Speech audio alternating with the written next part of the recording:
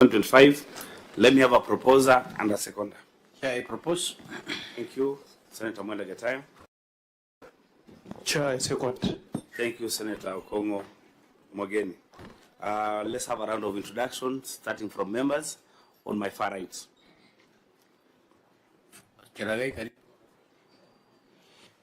Thank you, Chair. Through the Chair, Cherargei Kiprotich is my name, Senator of the Republic of Kenya, representing the great people of Nandi County. Thank you, and a member of this committee. Thank you. Thank you, Chair. Honorable colleagues, Governor, and your delegation. My name is Enoch Wambua, Senator Kitui. I am a member of this committee. Thank you. My name is Okongo Mogeni, Senator of Nyamira, and a member of this committee. Thank you. And the Chair, good afternoon, Governor and your team. My name is Edwin Sifuna, Senator Nairobi. I'm a member of this committee. To my left. Thank you, Chair. My name is Senator Mwenda Getayo, the member of this committee. I'm Lelegwe Tumbesi, Senator for Samburu, member of the committee. Fatuma Dulo is solo member. And I'm Jones Maruma, Senator representing Taita Taveta, Vice Chair of this committee, but I'll be chairing this meeting today. Let's go to our Secretariat. I'm going David Clerk, the committee. Kibet Kevin, Committee Clerk. Good afternoon, Chair and members. My name is Joan Mahinda, Research. Good afternoon. My name is Shalim Simbi, Hansard Officer. Thank you, Chair. My name is Phoebe Sarah, Hansard and Audio Department. Afternoon, Chair and members. John Cheges, Sergeant at Arms. That's all from us, Chair. Thank you. Thank you. Let's go to Auditor, starting with Liaison. Good afternoon, Chair and members. I'm Ruki Patrick, the liaison officer. Chair, we have a team from our Nairobi region office. This team also audits Kiambu, amongst other entities, but today they're here for Nairobi. With the permission, then you can come on record. Good afternoon. Thank you, Chair. My name is Evelyn Kauna, Director, Office of the Auditor General. Thank you. Good afternoon. My name is Geoffrey Irongo, Deputy Director in the Office of Auditor General. Good afternoon. My name is Adam Bogori from Office of Auditor General. Where are you talking from? Oh, thank you. Okay. Just go on record. I didn't hear. Good afternoon, Chair and members. My name is Adam Bogori from Office of Auditor General. Okay. So, Chairman. Thank you. Do you have control of budget? Thank you, Chair. My name is Gilbert Gachanja from Office of Control of Budget. Chair, I am accompanied by also an officer from the same office. With your permission, you can come on record. Yes, please do. Thank you, Chair. Good afternoon, honorable members. My name is Joseph Wambua from the Office of Control of Budget. National Treasury. Thank you, Chair. My name is Dr. Jackson Ndungo from the National Treasury. Thank you. Thank you. ESCC. Yes, good afternoon, Chair and honorable members. Christine Mweu from ESCC. Thank you. Thank you. Did we invite the County Assembly of Nairobi? Thank you, Chair. Yes, I can confirm that we did invite the County Assembly. However, the clerk informed me that it seems like the Assembly is engaged in another activity out of town. Okay. Governor, it's your turn to introduce yourself and your team. Thank you very much, Chair and members. My name is Sakaja Arthur Johnson. I'm the Governor of Nairobi County. I have a team of relevant officers with me. I'll allow them to introduce themselves, starting with the CC for Finance. Thank you, Chair and honorable members. My name is Ibrahim Mauma, the acting CC for Finance and Economic Planning. Thank you. Good afternoon, Chair and members. My name is Teras Njoroge, the Nairobi City County Receiver of Revenue. Good afternoon, Honorable Chair, honorable members. My name is Asha Abdi. I'm the Chief of Finance. Good afternoon, Chair and honorable members. My name is Boniface Wawero, the Acting County Attorney. Good afternoon, Chair, honorable members. My name is Susan Sinantwe. I'm the CC for Health, Wellness and Nutrition. Good afternoon, honorable members. My name is Paul Mwangi, Revenue Reporting. Honorable Chair, honorable members, Marshal Wekenda, Chief Officer Mobility, Acting and Chief Officer Lands. Thank you. The rest of the contingent might need to stand so that we can see you.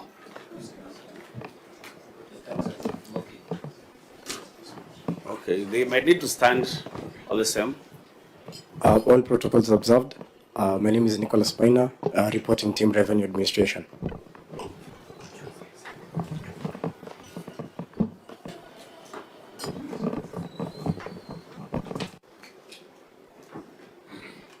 Members,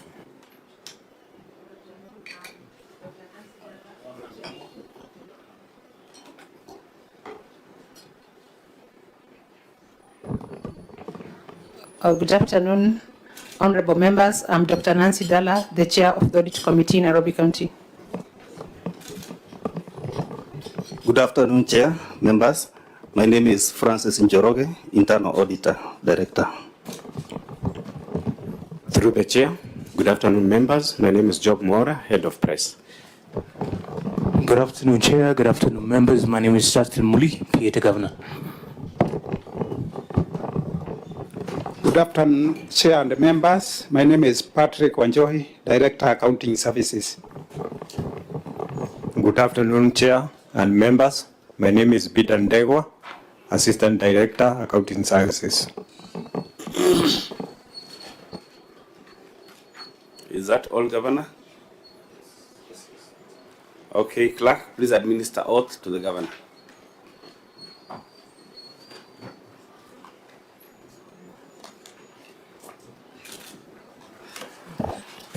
I'm glad that you know. Thank you, Chair. I, Sakaja Arthur Johnson, do solemnly swear that the evidence I shall give before this committee in respect of the matters before the committee shall be the truth, the whole truth, and nothing but the truth. So help me God.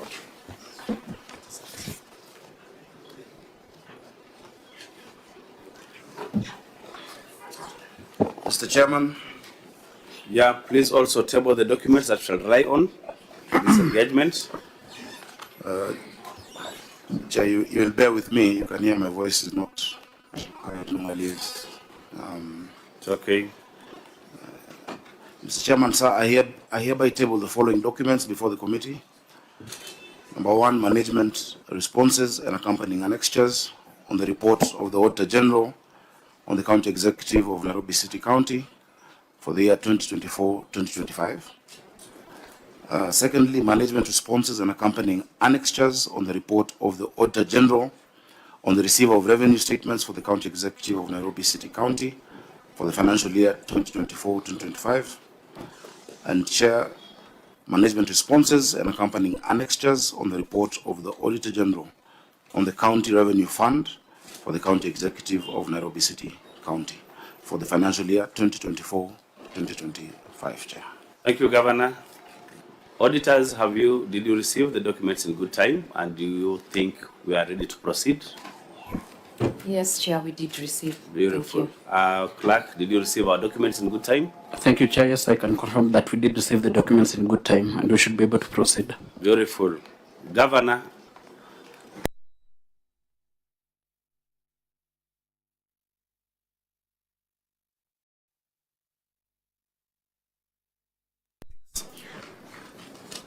You are summoned to this committee, but you did not appear. And on that same date, you are fined as a resolution of the committee, Kenya shillings, 500,000 that you are to pay in your personal capacity. Clerk, did the governor honor that fine? Did he pay? Thank you, Chair. Yes, I can confirm that the governor has already paid the 500,000 fine. Okay. So, members, I don't think we need to belabor that because there is... Chair, just on preliminary. Governor, I have seen you have two senior positions that are acting, and they are critical with your indulgence, Chair, for the running of the county. You know, Nairobi is not just a county, it's a city county. And your senator normally refers to some of us as rural senators. My only concern is there are limitations of an acting. I've seen you have CCM acting finance, and I think acting county attorney. Could you just tell us, because you know, for the running and efficiency, the county public service board, what is the status, so that we know the county is running as it should be? Why are you having most of your senior officers as acting? Thank you, Chair. Although they're just two, they're not most. Governor can respond. Yeah, it depends on where you did your English. Chair, Yes. the only acting person here is the county attorney. As you see, finance is not acting. Once you get a letter from the governor, you hold it. But he said acting. Yeah, I'm correcting him. Okay. The previous holder had a legal issue that is being pursued in court. And it's something that I really want to bring to the Senate. Because the legal holder of the office, the previous holder, Charles Kerridge, was convicted because of pending bills. Chair, the Government Proceeding Act protects public servants from such, conviction. It was not him to pay from his pocket, and sometimes there are limitations. But when it comes to county governments, our officers are continuously harassed, arrest warrants, they are constantly hounded. But you'll never see a permanent secretary in the national government or a cabinet secretary, because a CEC is the equivalent, of a cabinet secretary, going through that. That is a special appeal I will make to the Senate. The county attorney is newly appointed, and the procedures for approval are underway, Chair, including advertisement. Are you saying you've never seen a national government official facing contempt of court proceedings? Not contempt, arrest. Arrest warrants for not paying. The warrant comes from contempt because the courts have made decisions that your government has to honor. We are a rule of law country. I mean, if the courts have made a decision that a certain amount of money is payable, I am familiar with these cases. Yes. You can't excuse the accounting officer in such an event. What do you want the Senate to do? Because we also respect court orders. You can, Chair, without us going into that as a substantive point. If a CEC, for instance, is compelled to pay a certain amount that has not been approved by the budget in the county assembly, how does he pay it? So what arguments do you make before the judges? There, because we cannot excuse someone who's been convicted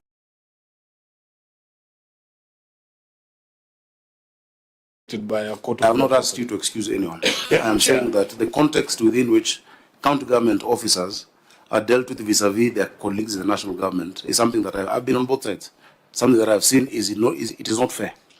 For any issues of contempt, there are always arrest warrants in counties. When I was senator, we were dealing with them. County secretary that time was always in hiding. The county, it's a bigger issue that I think the devolution committee. Please allow me to finish, Senator Ombo. Okay. That was, and I'll bring it later. It's not about a specific case. It is something continuous on numerous issues, Chair. Senator Ambua. Chair, Governor Sakaja, I'm actually in support of what you're saying. And you began by saying that you will bring that matter to the Senate.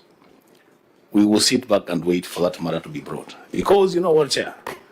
This mistreatment of county governments by the national government does not begin and end with officers of the county governments.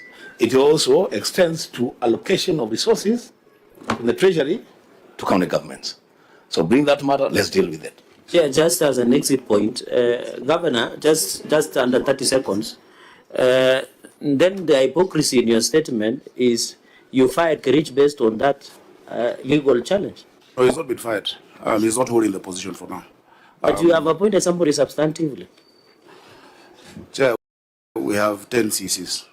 And for, the one... So you moved him to another department? He is the substantive CC. Yes, because he came here, he's not out, or he became substantive after I asked. Did you hire him on instance? It is first time to sit before you. And sometimes he sees you on TV, so he's, Yeah, there is an issue that we have to agree on, Governor. Warrants of arrest only issue if you fail to attend court. No. Yeah, that's why I want this thing substantive. substantively dealt with. Just we a have minute. warrants every week without issues of attending. This is where we want to guide you, because you cannot bring matters that are before the courts to the Senate for resolution. No. The issue that we want to be clear on, even you have been subject to arrest warrants from the Senate just recently because you failed to appear. If you appeared before the courts, that is where you make your case, because also those courts, they are also Kenyans. They understand the challenges that devolved units are going through. We have been through numerous such issues. I remember when the lawyers were issuing those warrants all the time, and it is usually those legal bills, and you sit down with some of them, agree on a payment plan, something you can take to the court. So my senator should listen. Get there. My senator should listen to his governor. Why are you preempting the issue before I bring it? For you to look at the entire Chairman. Is what we call exercise in futility. Chairman. That's what your senator is warning you against. But everyone deserves a exercise hearing. in futility. Let's talk. Everyone deserves a hearing. Let's hear it. Let's visit at that point. Senator Why can't we just move to this? Senator Yeah. Because you see, let's put he our said mics off. he will. He has not. To bring it substantively. He may not even bring it. Let's all put our mics off. But we don't want him to do exercise in futility. So why can't we just let him do what he has to do and we go to the serious? Because at face value, it's exercise in Chair, futility. the Senate is a house where everybody comes to for relief. Said, you know it. We cannot all be talking, surely. Please. Yes, let's just talk in tongues. Let's just talk in tongues. Now, let us listen to Senator Wambua. You know, me, Chair, what I'm saying is, the governor has said that he will. He has not. Let's wait for that to happen. When it happens, we will deal with it. That is saying, let's go to the issues here, because there are quite serious issues here. Yes. I would personally want to know whether the 1 million machine for making chapatis arrived. Yeah. No, those are issues that I want to discuss. No, Chairman. Yeah? Please, let's just talk when you get my mic. It is possible for you to ask for the mic, and I'll give you the mic, and you prosecute your case. Now, Senator Sifuna, are you asking for the mic? I have asked. Please do. Finally, I don't know how I can put this. If you go to the wrong forum with a problem, expecting resolution, it's actually, I don't know how I can put it, Governor. Because we have, even in our standing orders, we have the sub judice rule. We can't deal with matters that are before the courts. What was giving was guidance, but we will wait for that. I just wanted to know, because it's a matter of great concern to me personally, because I know Kerich. Are you aware as a government of his physical whereabouts? Chair, let me say this. One, we've not come on that matter. I have not said we're bringing substantive issues with respect to court rulings. Because the sub judice rule is that if you bring a matter that is currently before a court and your hearing of that matter can jeopardize its outcome, that is when you don't discuss it. I'm talking about the Government Proceedings Act. And allow me to leave it at that, Chair. Is it possible, members, that we leave that issue and we go to the substantive matters? Because looking at the time, I've been asking you to give me a floor. Okay, Senator Omogeni. You know, Senator this Omogeni, yes. is a house of record, yeah? And we all know, including Governor here, that we have all taken oath, even us as we sit this afternoon, to respect the Constitution of the Republic of Kenya. So if the courts have issued orders and you have county attorney, you have a legal department, you have gone to court, you have lost the case, and there is that court order, what really do you want the Senate of Kenya to do? Which matter are you talking about? There's no matter. Whatever matter. You are coming here. Which matter? You are trying to ventilate before us that you have a problem with this issue of courts issuing orders. Chair, that is the folly of judgment before a matter is brought to you. So what's the issue? Wait and look at it. What's the issue you are raising? I'm talking about unfair execution of Government Proceedings Act. Through court orders. I mean, that's not a matter we can. That's not a matter. Senator Dulo. Chairman, that's not a matter that we can prosecute. Let it come. With respect. Let it come and then you discuss it. It has not come before us. Even putting it on record itself is procedural. Chair, I think the governor shared the frustration they are going through as county governments. Yeah. And it's not the matter that brought them here before this committee. So I think until when he actually has done his own research and is ready to come before Senate for a solution, then we should move to the audit issues. Yeah. Please. Senator, Chair, we have been around. We know what is happening around this country. We have had a lot of issues where counties are being frustrated left, right. And that's what the government is just saying. I think Senator Wambua has summarized everything. Let's wait for that opportunity. Finally, I think my question, members, was very simple. Which the governor has put to rest that the CCM is not acting, is substantive. The only person who is still in process is the county attorney. It is in the record. The governor yes, that is the introduction was that it was acting, but the governor has confirmed he has just hired him substantively. So let us leave it there, Chair. I yield. Chair. When the devolution comes, Governor, I agree with your frustration. Chair, allow me to say something friendly. Yes. Sorry, in Article 96 and 95, the Senate exists to protect the interests of counties and their governments. It is very unfortunate that even before listening to the substantive issues that a governor is saying counties are facing, that senators can be prejudicial. Why don't we wait for that matter to be brought? Look at it. If it makes sense, do what you need to do. If it doesn't make sense, then you leave it. It could so be the matter that the governor is talking about, prejudicial and dismissive. Yeah, it's okay, Governor. The matter that the governor is talking about is not in this house yet. No, it is not. Go and prepare, bring it, and it has been dealt with in one or another in the last Senate, but not substantively. Thank you, Senator. You want to raise something? I've not been answered on whether the county government of Nairobi knows where Kerichi is physically. I will not answer that. Yeah, that is prejudicial to his rights. I will leave it. Fair enough. I think fair enough. Looking at time, 10 minutes to 2 members. Chair, just as an exit, with your indulgence, if you don't know where your employee is physical, how will they execute their duties and is still substantive? So how would he know where he is really? Is there something I don't know about this issue? Chair, can you control the meeting, please? Yes, I think let's just go to the substantive matter, members. Is that okay? So before Governor came in, we had opportunity to engage with the auditors on the matters raised in the receiver of revenue. We will start with the receiver of revenue, and then if you get time, we go to the executive. We looked at the matters that were not resolved. These are the matters that we shall look at now. The first paragraph was paragraph 8, that is page 5, on the certificate, receivables from exchange and non-exchange transactions. Auditor, you had already done your audit. And because by 31st, we had our report at 1st March, the governor had not turned up. We had and adopted this report. What we'll be wanting from you is we're just looking at the implementation of this report. So still we'll go through the issue, and then the governor would give us the response and how they're implementing the recommendations of the Senate report. Please go through 8.1.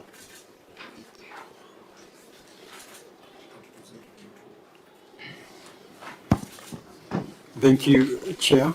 Sorry, 8.2. 8.2. 8.2, yes. Note, do I read the whole of it or in summary? Just read all of it. No, thank you.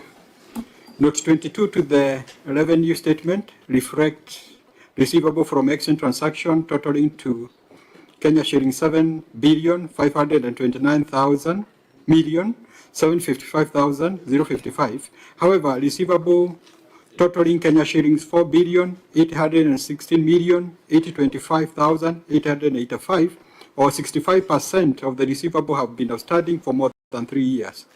Further, transition from cash-based to accruals accounting introduced a significant variance between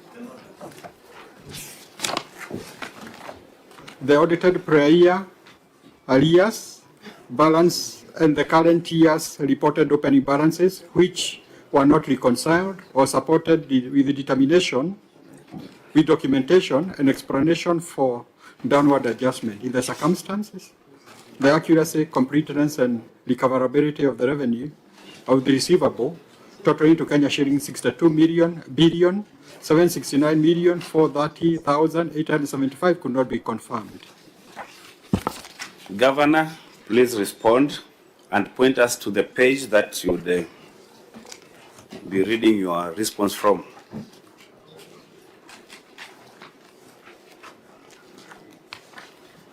Thank you, Chair. Thank you very much. The response on 8.2.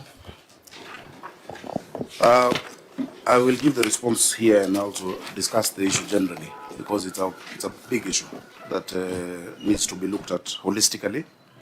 The county has put measures towards recovering outstanding debt owed to us, which includes joint operation for enforcement teams, clamp down closure, and recovery of unpaid items. Talks with government entities to explore possible recovery and in some cases debt swaps. The county also did data cleansing, exercise whose results show county owing itself a good amount coming to hospitals, schools, and county offices and all parcels were being calculated in the system. Sorry, which page is that? Page 9.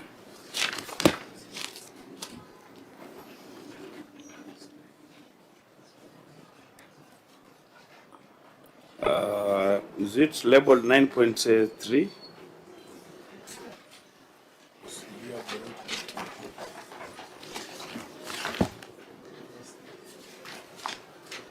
Did you get it?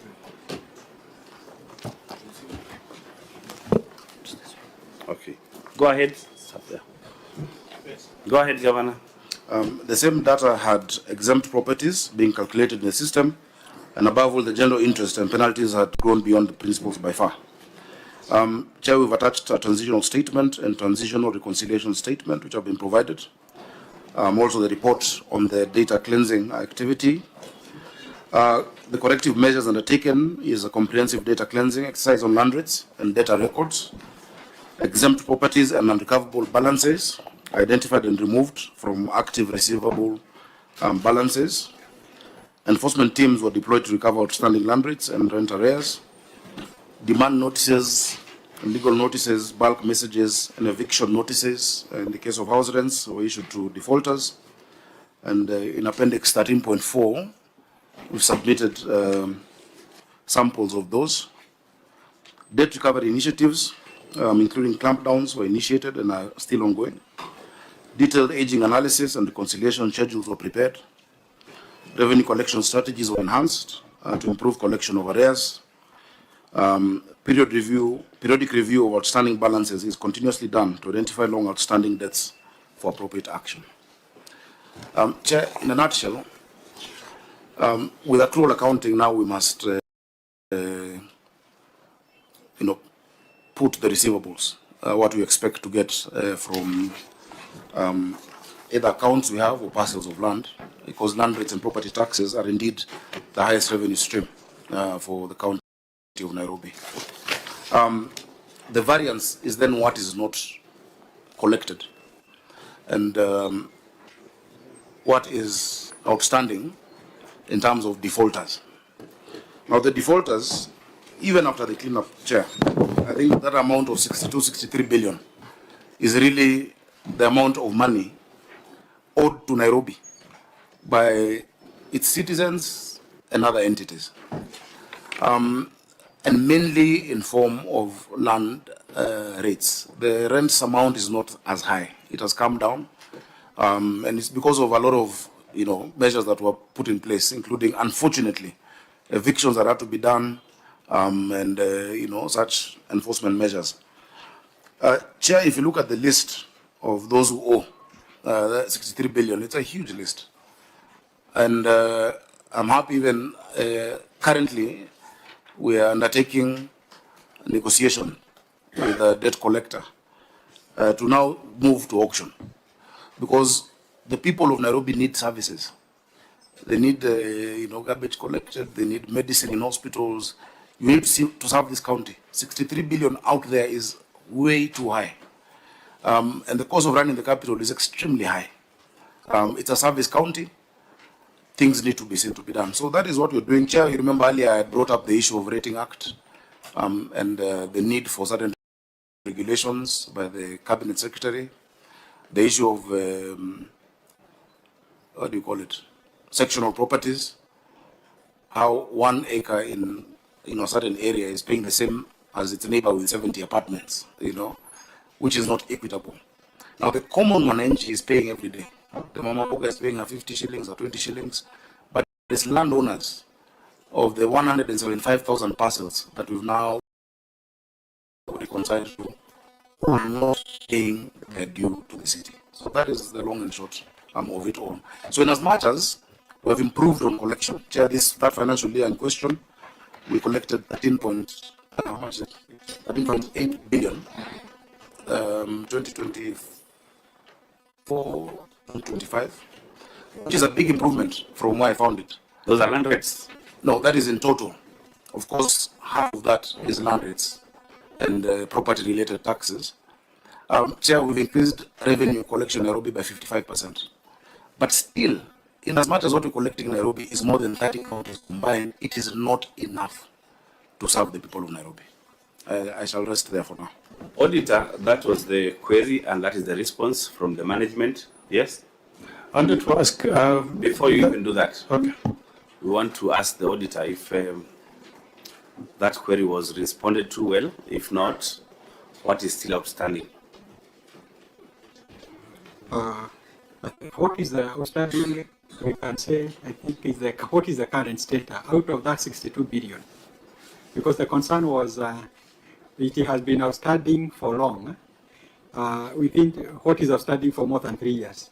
Is what is now out of that?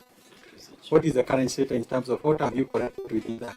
Is it possible to get that now, Governor, or you might need time? You see, a lot of the increase between the 8 billion to the 13.8 of our current revenue can be attributed to people who've paid outstanding rates, but a huge majority are not paying. And that is why, I've seen there three categories of people. One are very faithful people who come and pay, whether you remind them or not. Second, there are those who need to be reminded. I think even today, message reminding you that you have until 30th June for 100% waiver on interest. Thirdly, there are those who can only pay when they are caught.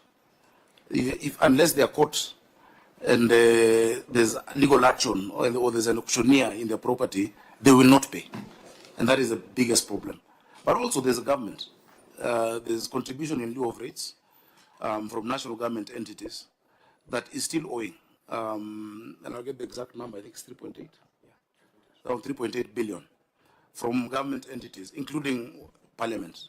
Parliament is one of the defaulters who owe Nairobi County contribution in lieu of rates. The new Rating Act provided a new procedure where you write to the CC Finance writes to the National Land Commission, listing all government entities owing CILO, and then the PS of Finance is the one who receives that from NLC and is the one who reports back and pays through NLC. That was the change that came with the Rating Act, and there's still been delay in actualizing those provisions because of the regulations in the House, Chair. Yeah. Senator Sifuna. Chair, Governor, the CS for Treasury sat in that same chair last he was here, and according to Treasury, according to what he told us, is that some of these conversations have stalled because of unavailability of your office to have those conversations. Sitting here today, what do you have to demonstrate the progress that has been achieved in terms of resolving some of those concerns? Well, we can Governor write the question. We can take another one from Senator Mugeni. Yes, Governor. Sorry, if I forget, you said what evidence to show progress? Yes, because he laid the blame squarely on you as the CEO of the county. You should have called us together. You would not have said those things. Order, Governor. Sorry. Senator Mugeni. Yes, Governor, I've heard you say that revenue has increased from 8 billion to 13 billion under your stewardship. 13.8. 13.8, Yes. Do you attribute this to efficiency, or you have also increased your rates significantly?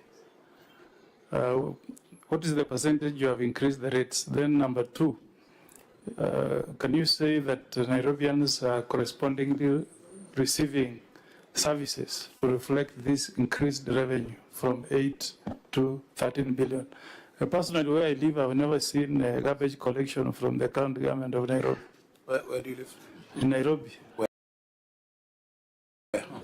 Don't worry, where, but Chair, can you protest Senator Mogeni? Governor, I live in the Goreti corner, Wanyero. The standing orders talk about responsibility for statements of Yeah, facts. So I will actually, tell you when- not just, this is a general question that generally there is a problem of garbage collection. I drove through Isili yesterday.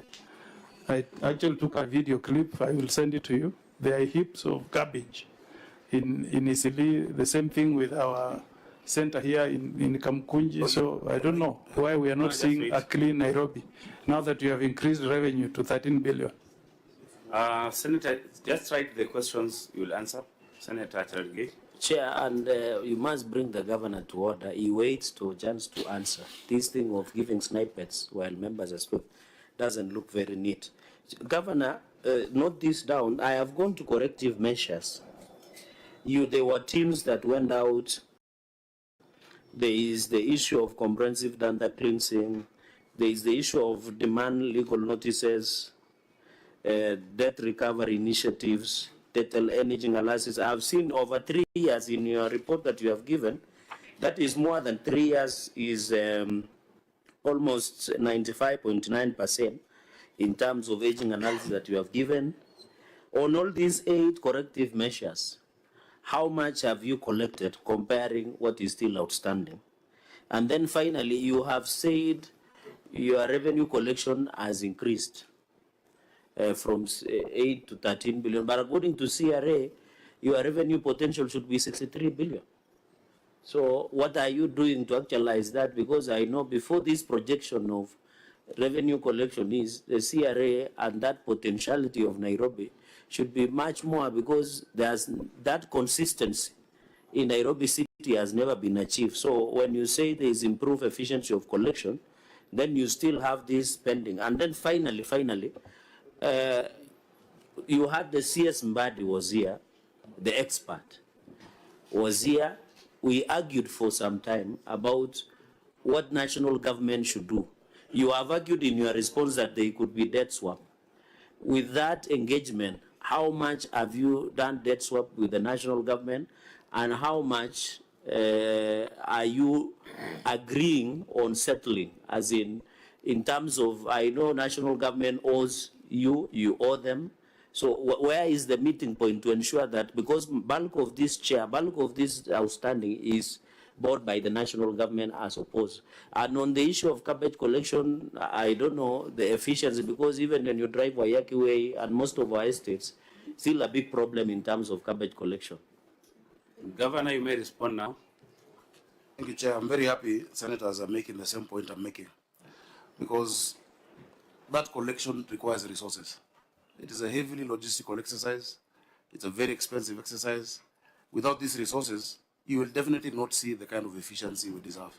An increase of 5 billion or 6 billion will not all go into one thing. It won't all go into garbage.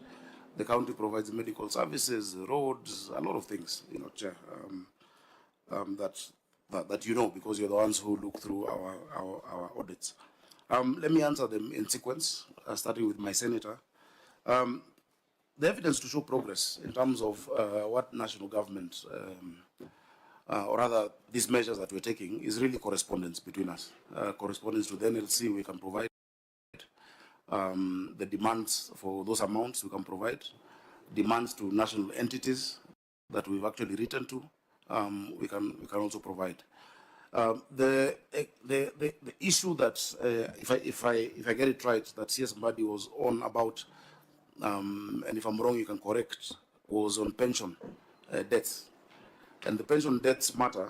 In fact, I chaired a meeting that he missed in Treasury to agree on a new formula, because they had been applying the actual deficit wrongly. When you look at funds that are defined benefit funds like lab trust. But on DC funds, we, for instance, have no outstanding arrears when it comes to that, apart from interest. So that is the one meeting that is kept talking about, where I came and gave them. They wanted the views of Nairobi and Mombasa. And I remember that day I left OP and went straight to Treasury, and we gave them our opinion. In fact, we actually pointed out where they are wrong in their calculation, because you cannot have the interest plus the actual deficit being applied on a county entity. It was not about the debts they owe us. It was about how much counties owe pension funds, lap trust and lap fund.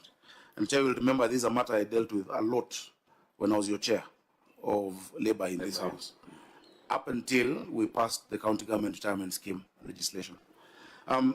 So I can provide that correspondence. Chair, what is slowing us down? One, the ability or the teeth to enforce. When you owe KRA, KRA will come for you. And they have all the powers plus police and all of that. For the counties, enforcement is a challenge. In fact, part of why we're working on the Nairobi Metropolitan Police Force, because all our people have is Nirungutu. So I've told you, I owe you this. You go to court to get an injunction. You stop the process.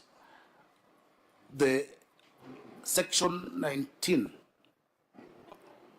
if I'm not wrong, or 18, of the National Rating Act provides those remedies. It says that the county government can, one, deny you whatever service, including water, you know.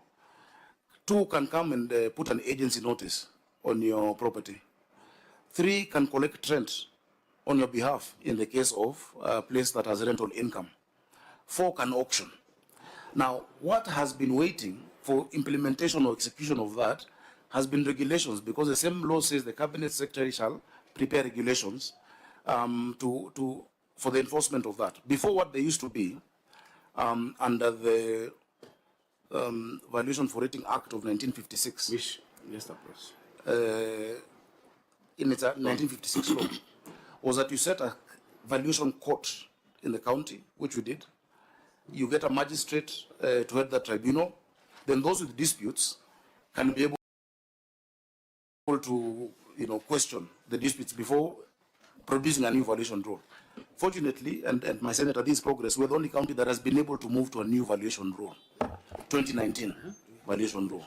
The rest are still in the 80s valuation rule. So implementing it, albeit with a few people who had objections. If you help us get the proper regulations on two laws, one, the National Rating Act. There I sit with the governors and mayors from across the world. Capital cities are run through property taxes. Number two, on the sectional properties law. Sectional properties law demands, and I'll give you an example, half an acre in Kileleshwa with one house is paying the same rate as half an acre with 60 houses. Yet they need more services, more water, they use the roads more, etc. Sectional properties will provide that each and every of those units first gets a sectional title by a certain time, and each of them becomes a ratepayer. Even if the amount is the not violation of the Sectional Properties Act. Again, it's the regulation.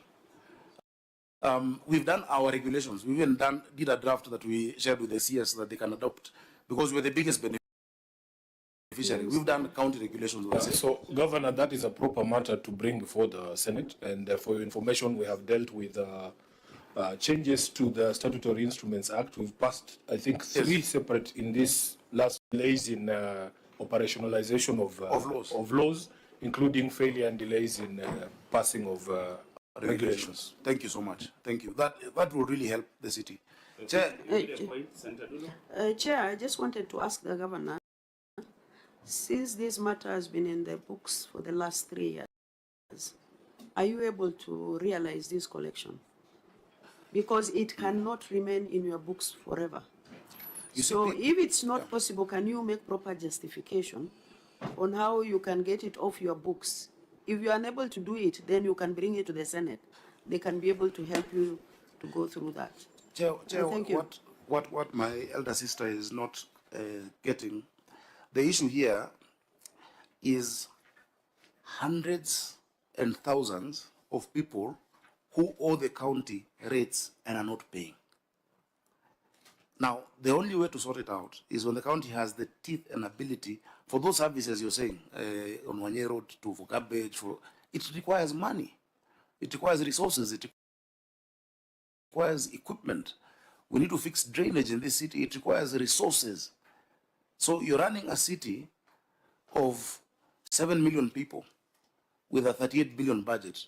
We definitely cannot have the same quality of life that we want elsewhere. And I'll give you an example. I was hosting my colleague here, Mayor of Paris.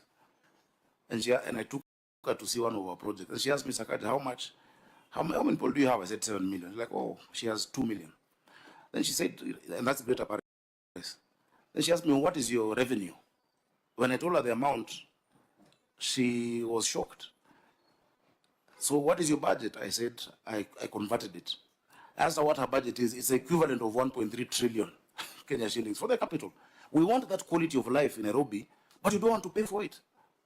It is not fair. So that is the issue, Senator Dulo. No, Chair, I agree with the governor, the frustration and challenges they are going through. But the other thing is that for how long are we going to have this on record? If you really feel that you cannot make headways, can you give this matter to the Senate? And then we can be able to see how it can be, you can be assisted. Because we cannot have it forever in books, and you are unable to realize. Yeah, so that operationalization, I hope that is the right way you say that word. That making it work of those two laws, and that is really why we push those two laws, would be a huge victory for not just Nairobi, Mombasa, Nakuru. So, Chair, I hear the governor saying that with proper facilitation by law, yes, this 62 billion can be realized. Yeah. And once you realize that, you will see the services. We're doing a lot with so little, the little that we have. Chair, let me give you the last example. The Senate graciously has been able to provide for us, increasing allocations to county. And that one I thank my senator. I used to boast to him that me, when I came, I found 15, I left it at 18. Now he's come to 21. So he's performed very well. Do you know of the 1.7 billion that I receive a month, 1.5 is salaries? We want potholes fixed, we want drainage done, we want 7 million people served, and Senator Mugeni's garbage collected. The financing question of the capital must be looked at critically. The financing question. Chair, on the second question on revenue increase, Senator Mugeni, yes, it has gone up by 55%. What I attribute it to mostly is the digitization of all revenue streams.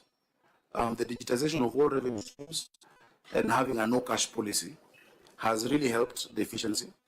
Number two, simplification of paying. So 55% should give us what? From 8 billion, if you increased it by 55, wouldn't it bring us close to 13 billion? Yes, that's why we collected 13.8. So the fact... I've increased revenue by 55%. Because you have increased the rates. No. I'm explaining the reasons you asked. The first one was digitization and making it efficient, devolving the customer service centers. Today, across the city, you don't have to come to City Hall to pay. On *647# on your phone anywhere in the world, you can pay your rates. On Nairobi Services or Geo.ke, you can describe your business, print your license with a QR code without going to any office. So that efficiency has helped. Senator Mugeni, the issue of rates increase does not apply because the rates increase was quite minimal. Because what we're doing is 0.05% of undeveloped site value. And we even did a capping, because for the larger rate payers, we said that if they increase almost double or doubles your rates, you will not pay beyond that. And so it's a very small category of people. Most rate payers is 10,000, 15, 20, but the defaulters are the 100 million. I don't know if data privacy is an issue. I would name people here. That someone is well-to-do, is driving a big car, they're doing business, they owe us 12 million shillings, and they don't want to pay. And we told people, even these rates you can pay month by month in arrears, in installments, So really it is that issue of can't pay, won't pay until you get me. But today I'm very happy. Governor, the way you are talking about those big people, I'm looking at Cherage and wondering whether he knows one of them. Maybe he's one of them. He's a big guy. Chair, you need to protect me. Focus. Let us remain on focus. You know, when you're hunting for antelope, go for the antelope, not the squirrel. But I hope you're not hunting. Chair, there are big names, political names, big institutions, and something people do not know. This law today does not exempt people like golf clubs. You know, golf clubs are refusing to pay. Huge golf clubs, all these rich people go there to complain about the portal. But they themselves have areas. If I list for you, Karen, Mudaiga, Royal here, which if I auction it, it can make a very nice park for the Kibra people. You know, it can be a very nice recreational facility. They're not paying. Yet, the biggest complainers of lack of service delivery are members. Now, this new Rating Act only exempts religious institutions. And those religious institutions that have a business entity are not exempt in the business entity. If you go here to Holy Family Basilica, they're collecting a lot in their parking silo. So we only charge them rates for that part. But for the rest of the church, no. So it's only religious. You saw my staff went to the Freemasons. Freemason is not, it's not a religious institution. It's a gentleman's club. It even has a bar inside.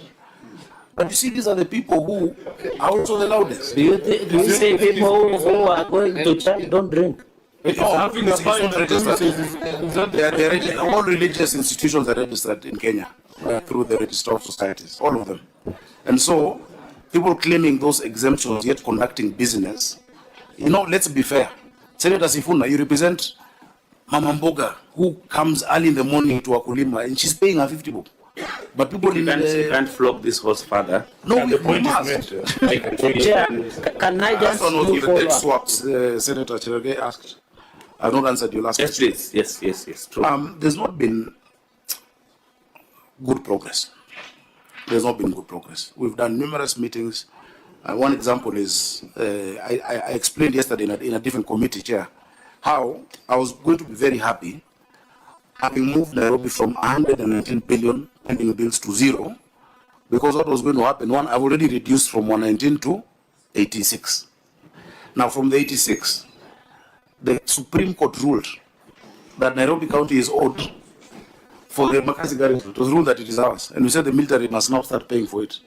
And the value of it, in my assessment and the assessment of our team, was 80. It has come down to 75. That negotiation stopped there.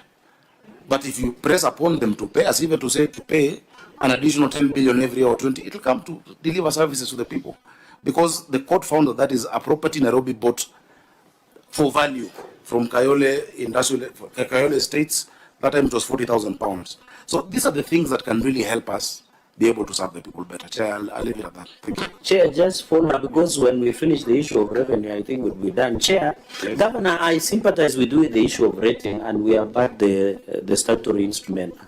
But I am jittery, because your potential should be 65.1 billion. If I accept the property rate, when you come to parking fees, your potential should be 2.5, but you are collecting 2 billion, just as an example. The hospital and public health fees, you should be collecting 6.2 billion, but you are collecting 1.5 billion. The building plan approvals, and I see many buildings coming up everywhere in this city, you should be collecting 6.1 billion, but you are collecting 1.35 billion. On the issue of business trading license, the potential is 16.0 billion, but you are collecting 2.7 billion. This issue and this analysis of your revenue, the liquor licensing is very interesting, because I normally see estimated potential of 8.4 billion, but you are collecting 338 million. I'm just giving breakdown, exempting the rating, the property rate. So does it mean, one, how do you, through the chair, how do you ensure that this potential is maximized? Number two, for example, like liquor licensing. I know most Nairobians like sheree. And whenever I drive around, you see quiver, you see what, and even your senator with indulgence has always referred himself as Waziri wa Sheree. I thought you should have at least corrected 5 billion to 8.5 billion. So what are you doing to maximize this other revenue that you don't need the rating at? Finally, you have said that you are moving from non-cash basis. Governor, we saw one of your senior officials, although this is a matter under investigation, was found with 65.6 million, although I'm told it was more. You never know what happens in this country. And it's a senior county official, and you are talking about moving to non-cash. Why would be a senior official be found with more than 65 million in a house? What is, the point is, I don't need to deal with the investigating part, but you are talking about non-collection through cash.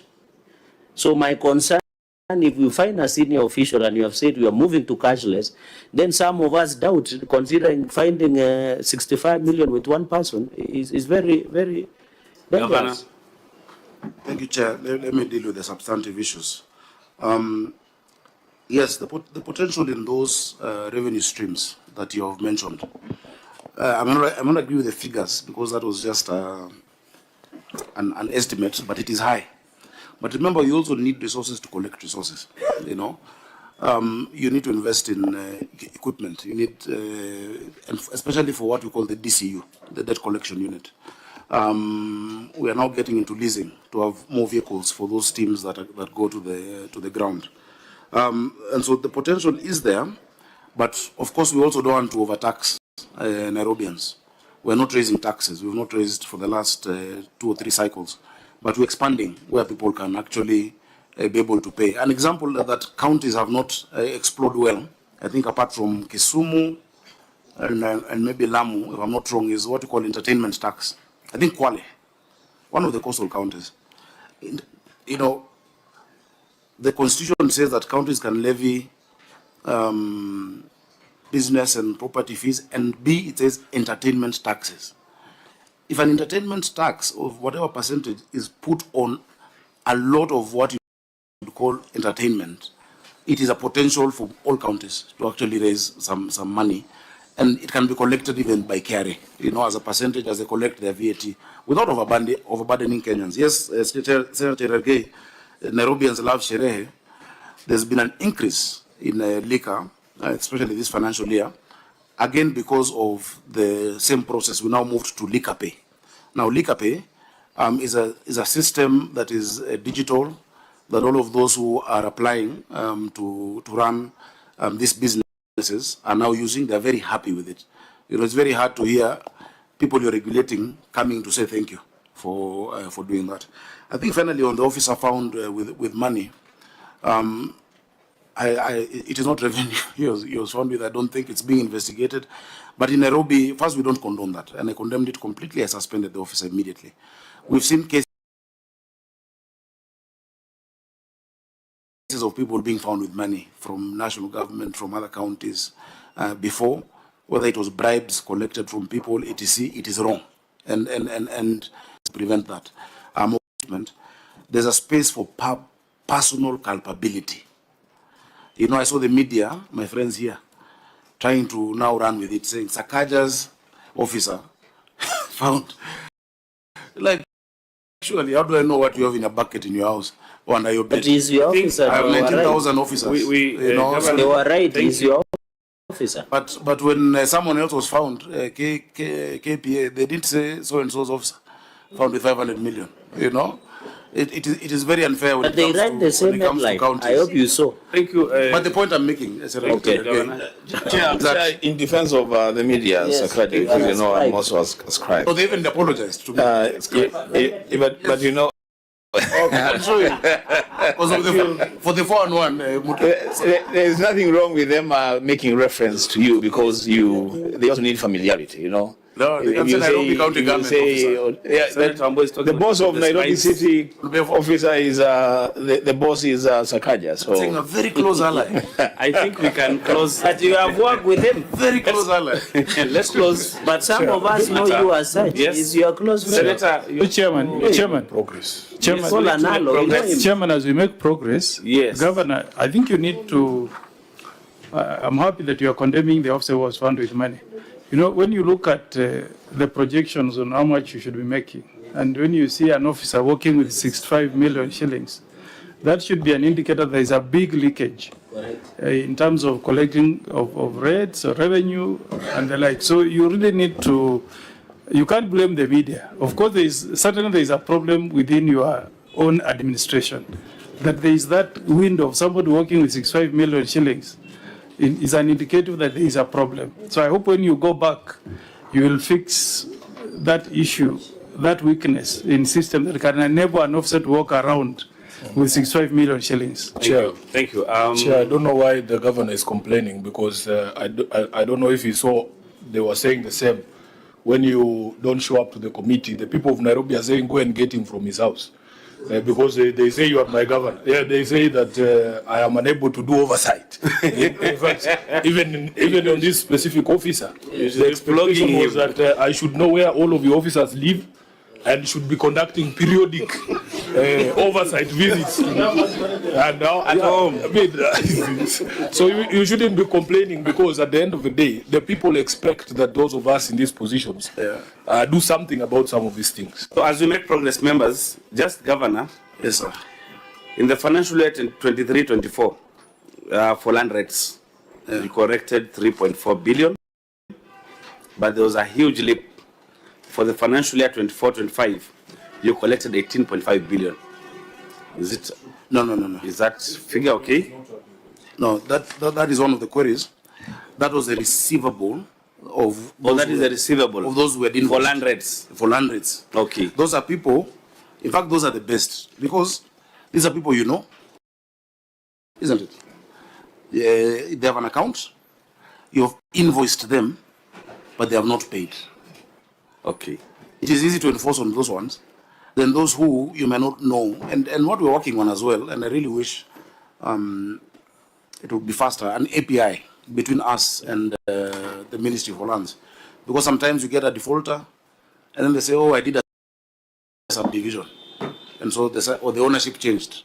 The county should be able to know real time when those changes happen, so that we go after the right person. But the 18.5 chair was receivable. In terms So it is of occasioned by the change in the accrual from cash to accrual. From cash to accrual. Okay, let's make progress. So people, do what you can do so that we can get these receivables. And then number two, if there's anything that the Senate can do in terms of tracking the Betting Act and the other one is which one? Sexual Properties Act. Chair, maybe just 1 minute, 30 seconds. You said you are supposed to do something with lands, Ministry of Lands. Is there progress so that we don't need to come up next year so that it's assist? Because I know majority, if they can give you those, it is easy. It's slowed down. Nixon Korir is your personal friend. That is true. But you know, institutions also exist. And we've been taken around by officers. I don't know why. Because, you see, if Senator Cherargei, you buy land today from Senator Wambua, I should be able, as the rating authority, to know who is the new... The other way around. Me buying from him, not him buying from me. Oh, God's blessings, you know. It's okay. But from my lips to God's ears. Members, I think we need to agree. No, Wambua is an incoming governor, so yes, you should expect we need to agree to so such things. Governor, not really auditor. Let's look at paragraph 9.2. Under the sitting of all source revenue against bank collections. Go through the paragraph, then we get to know what the governor has to say. Thank you, Chair. 9.2, under the sitting of own source revenue against bank correction. Analysis of Nairobi State County Executive own source revenue for the financial year under review revealed variance between the receipts recorded in the automated revenue system and credit in the bank account. The system reported total receipts of Kenya shillings 10 billion 602 million 255,881, while the bank reflected collection of Kenya shillings 11 billion 515 152 905, resulting in unreconciled variance of Kenya shillings 912 million 897 014. This indicates that part of the revenue credited in the bank was not receipted in the system as required. Failure to align the system with the bank credit undermines the integrity of the reported revenue and weakens the accountability in the management of the public funds. Further, it was not possible to confirm the completeness and accuracy of own source revenue for the year, and the county is exposed to revenue leakage and possible misappropriation of funds leading to misstatement of financial reports. Thank you. Governor, let's get the response. Chair, allow me to read it and then just give a further explanation. Let me read what we gave. Chair, the variance of 912,897,014 is as a result of payments done directly to the bank without specific revenue stream narration or invoice numbers. Such payments do not reflect in the system as integration is based on the bill or invoice numbers. These are receipted later when reconciliation is done that identify similar payments related to issued bills. The county is in the process of enhancing system integration to ensure that this challenge is resolved. So, Chair, the system that you're talking about here, the revenue collection system, has three ways of paying. One is through the USSD. When you dial *647#, because once you dial *647#, there's a drop-down menu, and you'll say, I am paying for Landrets, or I am paying to use Uhuru Park, or whatever it is. And then you pay. There'll be no discrepancy. The portal as well, nairobiservices.go.ke, where whatever you pay then gets receipted because you paid for a specific item. And of course, going to any customer service center, and we know that Moruma has paid $1 million for this. Now, there's a category of people who send a payment directly to the county, to the bank. This 912 is money that there is more money in our bank than in the system, payments that didn't go through the system. So somebody just does an RTGS to Nairobi County Government of 5 million or of 3 million, and then our guys have to figure it out. What was this 3 million for? We found it in the bank statement, but we don't know what revenue thing it was until that person comes himself and says, I paid for approval of building plans and this is my receipt. So that is what we're trying to get integrations, including speaking to the Kenya Bankers Association. This normally happens with the banks that we don't bank with. When you go to cooperative bank and the banks we bank with, they assist or they have a drop down. But through the Kenya Bankers Association, we want them to have a drop down menu. If someone is paying Nairobi County, you can go to the drop down and say this is for rates or this is for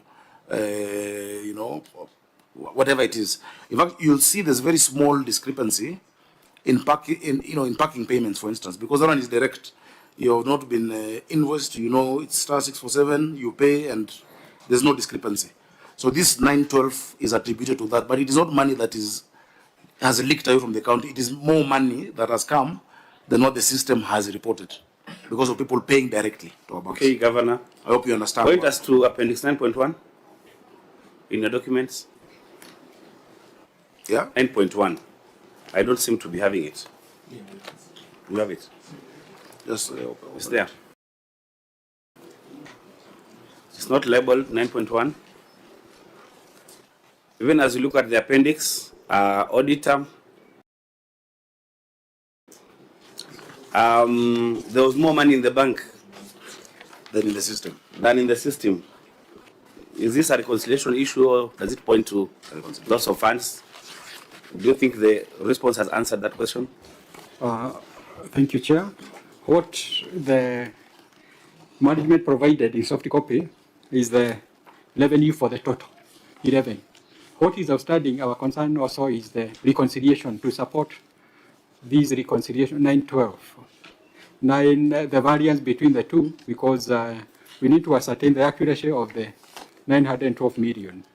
So that is what is outstanding. 912 million, you need to know where it came from. Is it possible to know where it came from? That's what the audit is. So that's the process. We have to, if someone just sends an M-Pesa from Dallas, does not say what it's for. Governor, the problem is in your response, you've said the reconciliations and schedules have been provided in soft copy. The auditor is saying there are no reconciliations in that soft copy. That's what he's saying. You don't have the... Did you provide the reconciliation? We provided, yeah. We provided the reconciliation to the extent that we can reconcile. You know, there are some which remain that we are not aware of. So then we should be able to see if what you're saying is correct. If it was 912, we should see reconciliations for at least 400 or 300. Is that the case, Auditor General? Yeah. Exactly, that's the case. How far have they reconciled?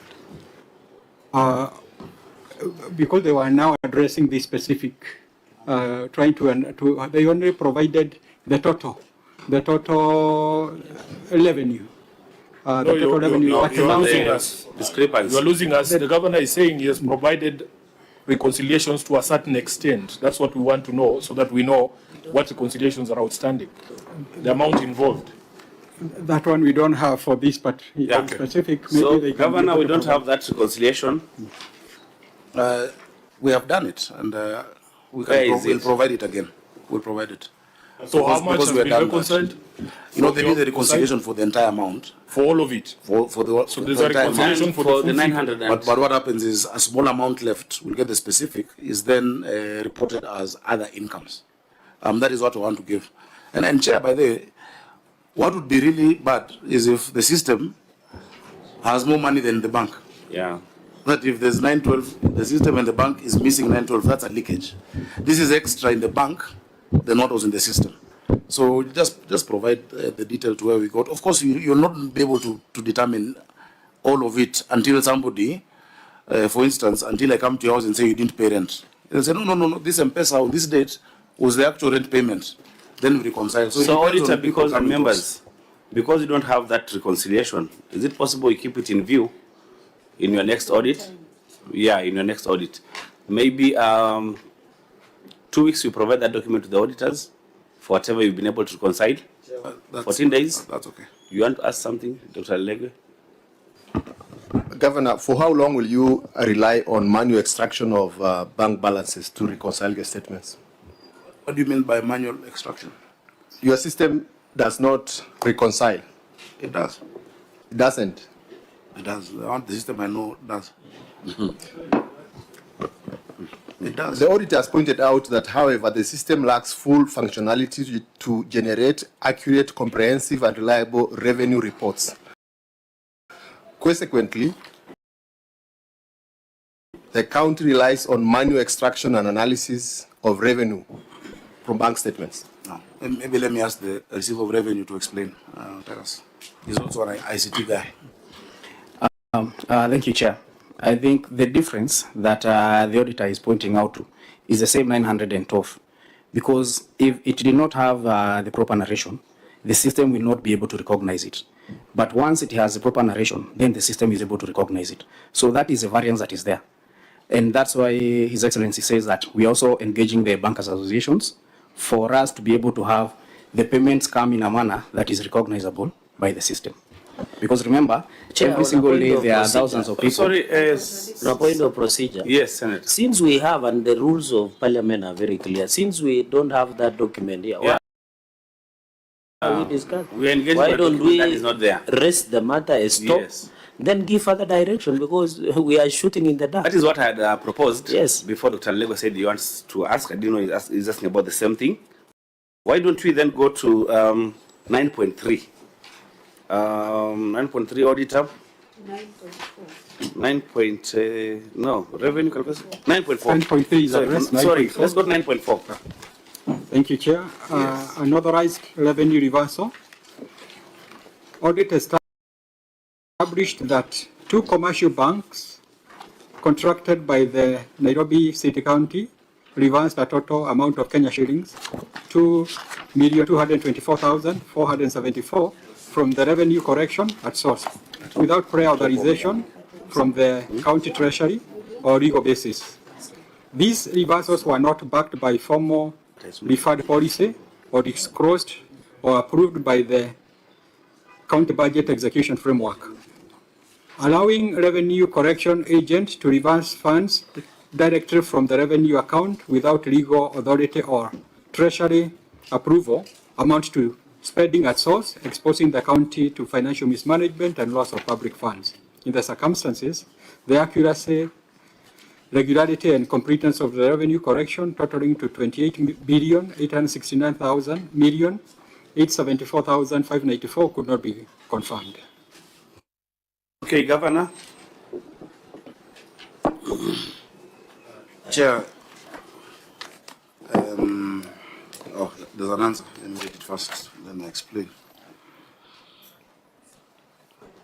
Chair, the reversed amount of 2,224,474 was noted by the county and addressed to the bank.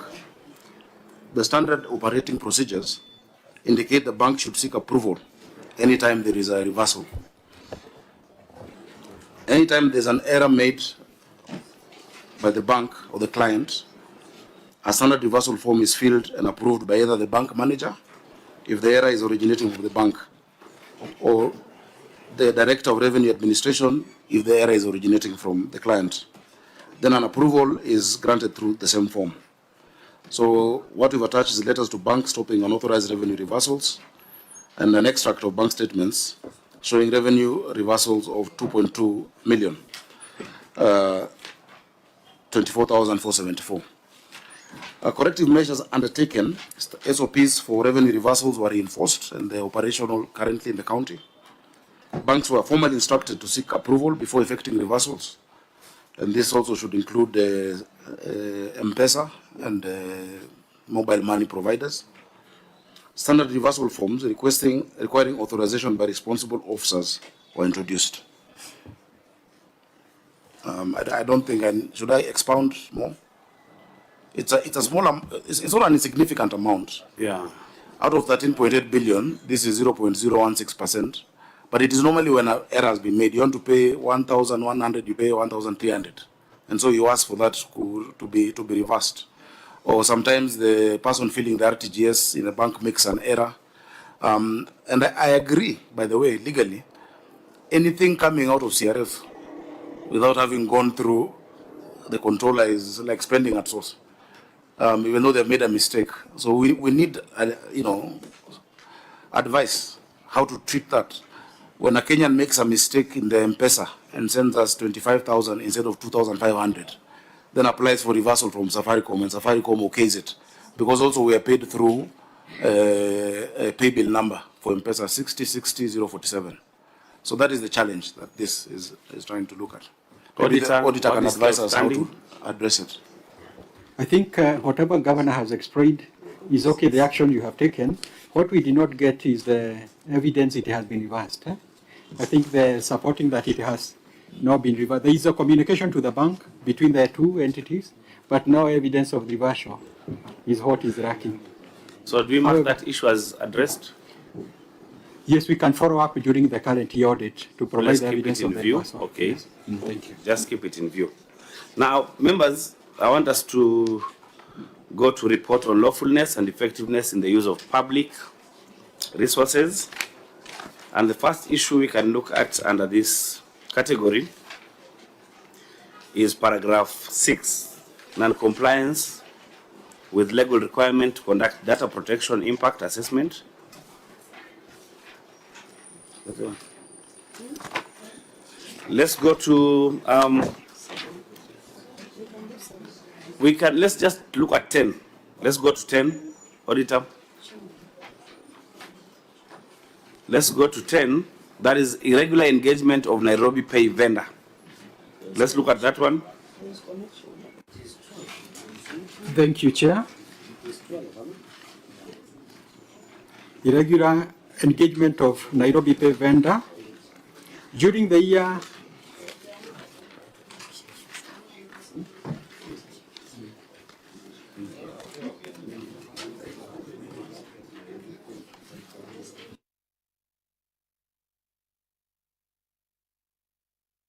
Okay, auditor, let's start with number 7, please, because all of them are related. 7, 8, and 10. Let's start with number 7. 7, 8, and 10. Yeah.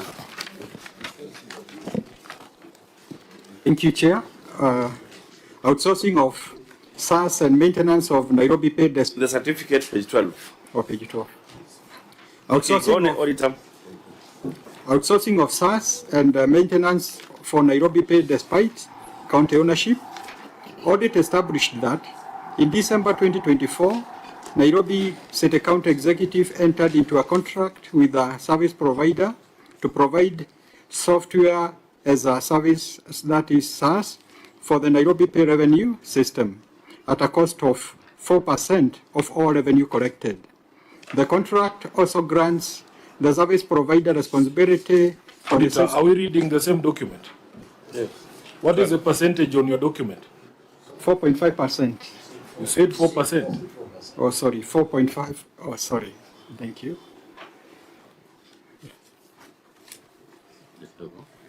Go on, Auditor.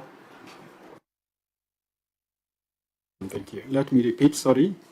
Audit established that in December 2024, Nairobi City County Executive entered into a contract with a service provider to provide software as a service, into brackets SaaS, for the Nairobi Pay Revenue System at a cost of 4.5% of all revenue collected.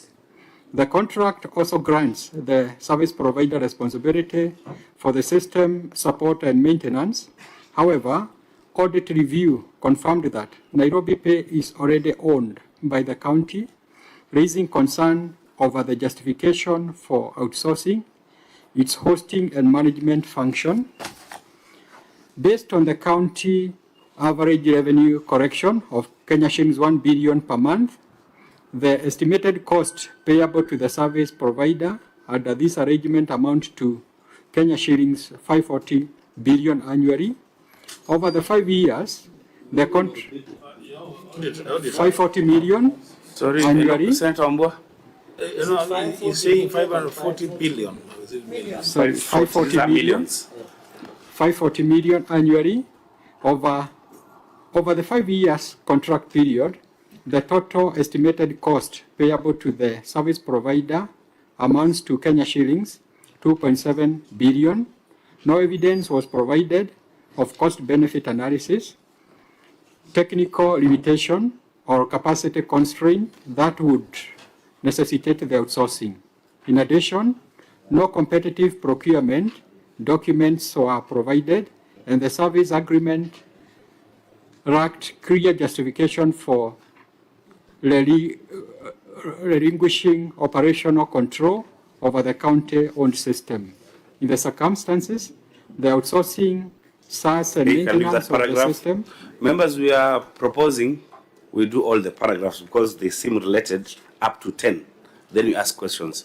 Just 7, 8, 10. 7, 8 and 10. 7, 8, and 10. We leave out 9. Okay. So let's go to 8. Auditor. We get the responses from the... Yes. Okay. They are interrelated. And then the governor responds, then we ask questions. Just mark your questions. Thank you, Chair. Underutilization of Nairobi County Tier 1 server room due to outsourced hosting of revenue system. Audit established that Nairobi City County Executive maintained a fully equipped Tier 1 server room, developed to meet the technical and operational requirements of a data center. The infrastructure was designed to host core county systems, including operational applications and revenue management platforms. However, despite this investment, the county entered into a contract with a service provider in December 2024 for the hosting, support, and maintenance of the Nairobi Pay Revenue System and a software as a service SaaS arrangement. Audit could not establish that a cost-benefit analysis or feasibility study was conducted to justify the outsourcing decision, nor was there evidence that the county executive's own data center had been assessed for readiness to support the system. As a result, the Tier 1 server room valued at approximately Kenya shillings 850 million remained underutilized, while the county incurred ongoing hosting fees estimated at Kenya shillings 540 million annually and Kenya shillings 2.7 per over the 5-year contract term based on revenue projections. In the circumstances, outsourcing system hosting to an external vendor while maintaining an idle or underutilized in-house server room led to wastage of public investment, inefficiency, and poor return on infrastructure expenditure. Thank you. 10. Go to 10. Okay, thank you. Thank you, Chair. Number 10, irregular engagement of Nairobi Pay vendor. During the year under review, Nairobi County Executive operated a revenue management system, Nairobi Pay, which was in operation since October 2022. However, the contract with the vendor was dated 16th December 2024, an indication that the county had operated without a valid contract for over 2 years with the vendor up until 16th December 2024. Further, the service level agreement defined the terms of support of the revenue system was not provided. In addition, correspondences in support of how the vendor was identified and any engagements were not provided. In the circumstances, the lack of a contract and service level agreement increased the risk that the county executive will not receive the services as contracted or have defined terms of engagement on service delivery. Thank you. Governor, you'll answer 7, 8, and 10, respectively. And then also point us to the page where your response is. I doubt we have the same document because you've jumped some queries. Just point us to where your response I also read the full paragraphs. Yes, please. So what was the first one? The first one is on outsourcing of SaaS and maintenance for Nairobi Pay despite county ownership.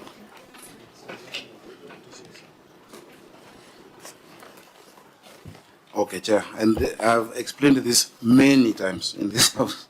I know. So many times, same thing. It's still reappearing. So Yeah, we'll still have to continue. The auditors refuse to understand what, and anyway, let me read my responses. Just make us understand. Where, point us to your response. So page. my response in my document is page 26. I don't know if that's the same you have.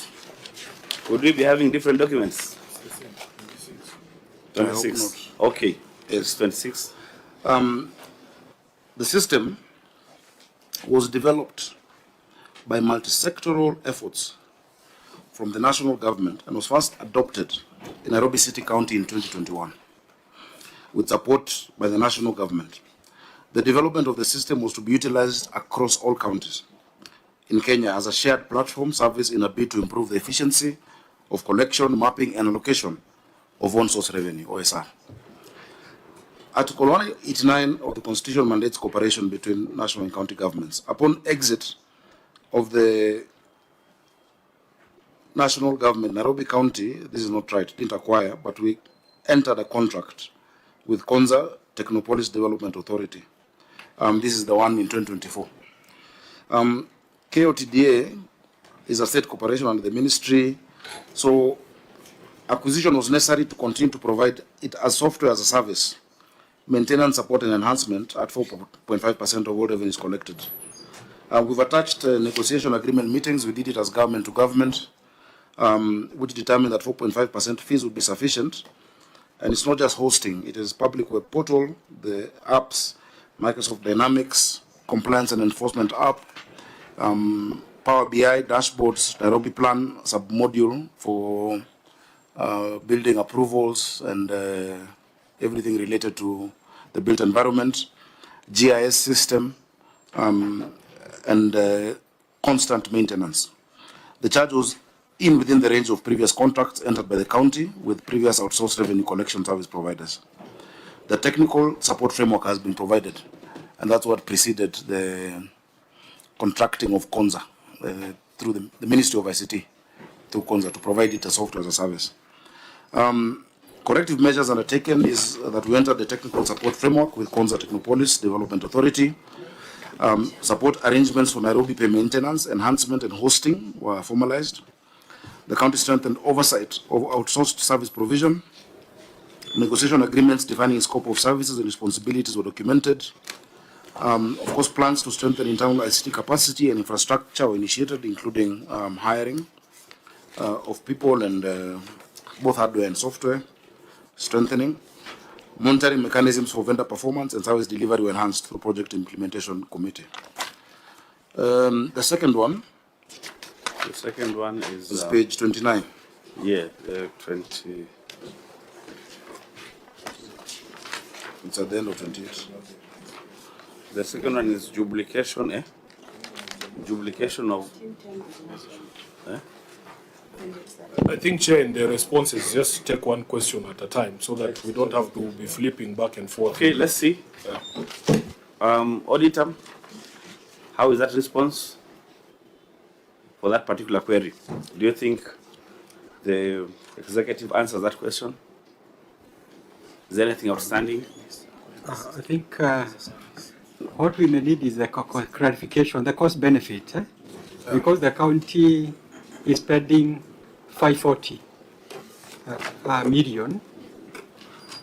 When you are outsourcing your own system, is it? It's not ours. That's what I wanted to explain. Governor, that's when the let's just ask for the mic from me. Auditor, that's what you are saying is still subsisting? Yes. Governor? Please give me the mic. You have the mic. What I'm seeing is a confusion here, is that there is Nairobi Pay and there is software as a service as two things. It's the same thing. It's just a brand name. And I had explained here, because we're going to go and repeat, that during NMS time, where NMS was working with KRA and the county government of Nairobi, they got these young people who developed the system, the same people who developed RDSASA. Yeah? That system was deployed to Nairobi. It was supposed to be for all the counties.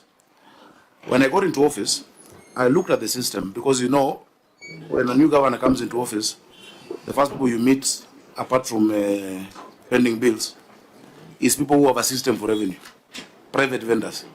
And everybody was saying, I have a system, I have a system, I have a system. And we said, why don't we strengthen this government system that is there?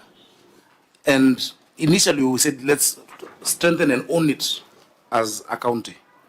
Chair, at this committee, your chairman actually guided us and said software as a service is better because of the maintenance cost, equipment cost going forward. And so we moved that into a contract between Nairobi County and the Ministry of ICT through KONZA to provide the same service to the county, to invest in equipment, to invest in servers, to keep developing it and the apps, but it's exact, there's no company called Nairobi Pay.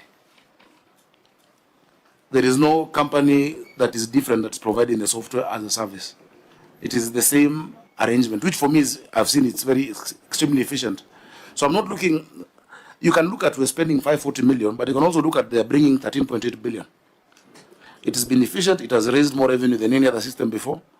And so the G2G framework for us works very well.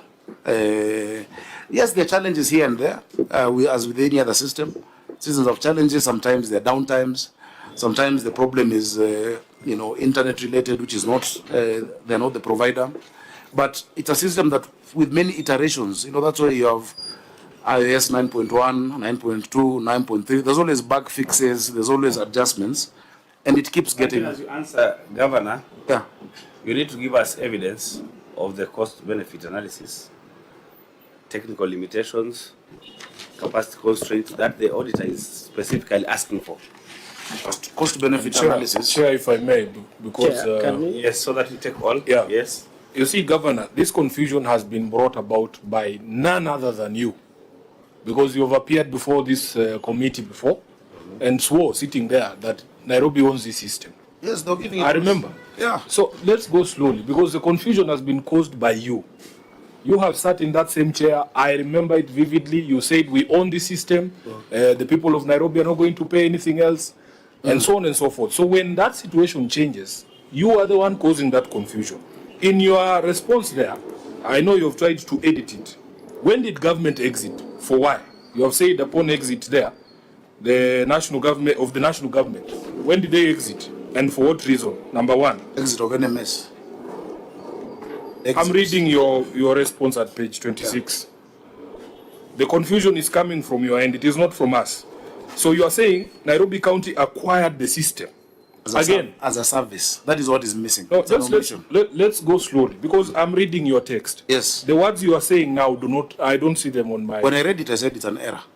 When I was reading this response. This is why we are saying, Governor, the confusion is coming from your end. Those words that you are saying, Nobody stopped you from including them in the response, unless you are paying per word. But that's why I'm here. This is a telegram to why do you call us? This is what To we're give saying. clarity to That's issues. why we're saying, please include the full response in your written responses, because at the end of the day, it is what you have given us in writing that carries the day. Then secondly, Governor, when we are discussing competitiveness of a system that you have procured, you cannot compare it to previous contracts and say that is something that we should celebrate. You were in this house when we were having problems with how those previous systems were procured and how much they were charging counties. And you know all that background, Governor. So the competitiveness for us would be for you to demonstrate, as the auditor has highlighted, how you arrived at this particular system, how it is better value for money for the people of Nairobi, and that the law was followed.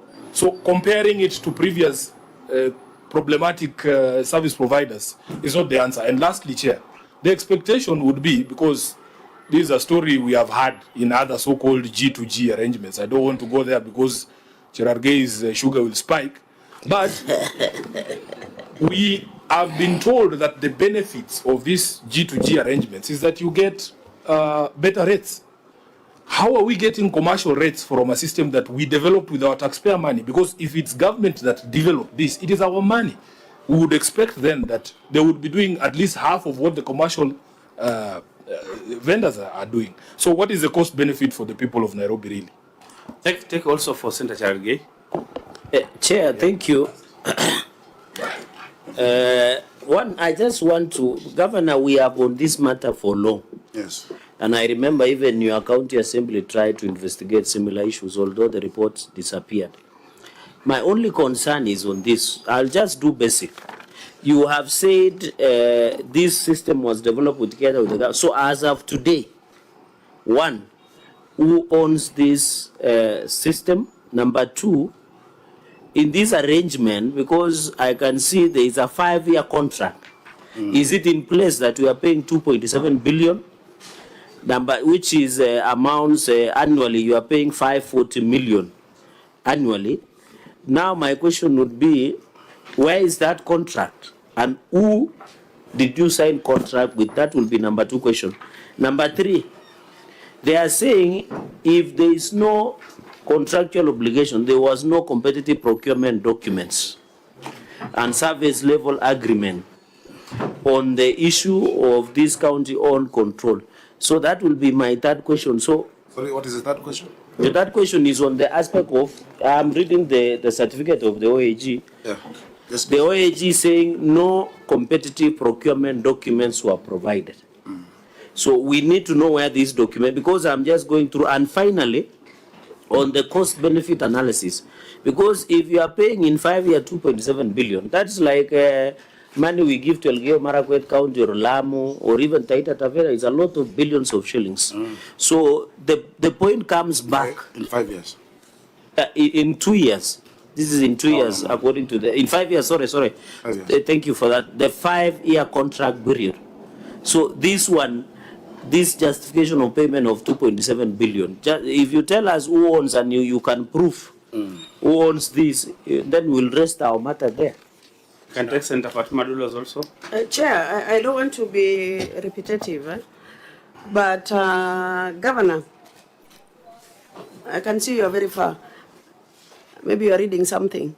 Now, we had a briefing from the auditors before you came in, and it was really very hard even for auditors to understand what Nairobi Pay is and what SARS is. Yeah? Because they were trying to tell us SARS is one system and then Nairobi Pay is another system. Nairobi Pay is owned by you. SARS are actually hired or rather bought from somebody else. And I think it is very important for you to clarify to us who owns Nairobi Pay. How did you acquire SARS? And we are being told SARS is actually housed elsewhere, which is not under your control. Finally, we want to know whether the system you have is better than what was there, because according to our understanding, we are not getting value for money as Nairobi people.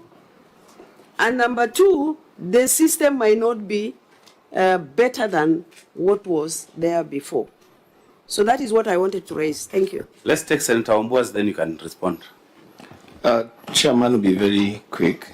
Governor, you have said you have explained this matter many times. I will volunteer information to you. This thing has thrown us off balance. Nobody seems to understand what this is. So I just take time, let's understand it. And from your response, upon exit of the national government, I gather that is the exit of NMS. Yeah? Nairobi County acquired the system. Now, what's that meaning? Acquisition means acquisition. I mean, it's, you own it. But now you're saying you don't own it. Then you went into a contract with Concert Technopolis Development Authority.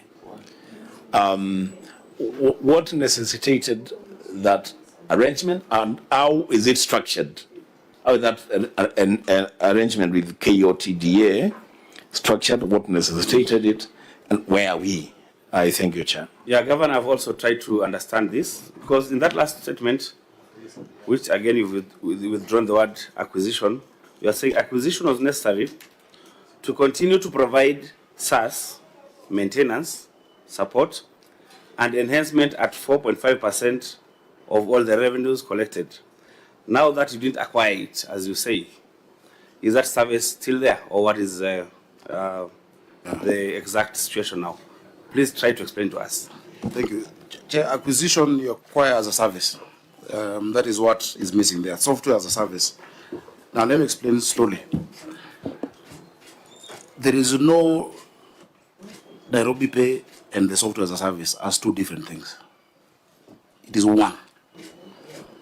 It is the same system. Nairobi Pay is a brand that we created together. In fact, I'm the one who came up with, let's call it Nairobi Pay, so that it is easier. Let's use this short code. You know, as you develop it. You know, I'm the one who came up with that brand name.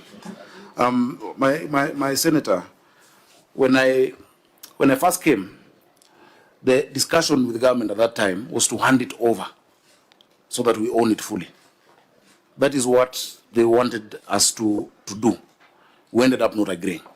And then upon even the advice of Senator Kajwang, because the kind of investment you'll have to keep doing, and by the way, even on the second question about value, it's not just hosting. There are 65 engineers, 65 software engineers sitting daily, working on different aspects of this thing. You know, it is, if they need to upgrade servers, if they need to upgrade systems, it does not come to us. And software as a service has been seen as a more efficient way of doing this. Now, this is the same way many counties, actually all counties, the only difference is that all counties have engaged private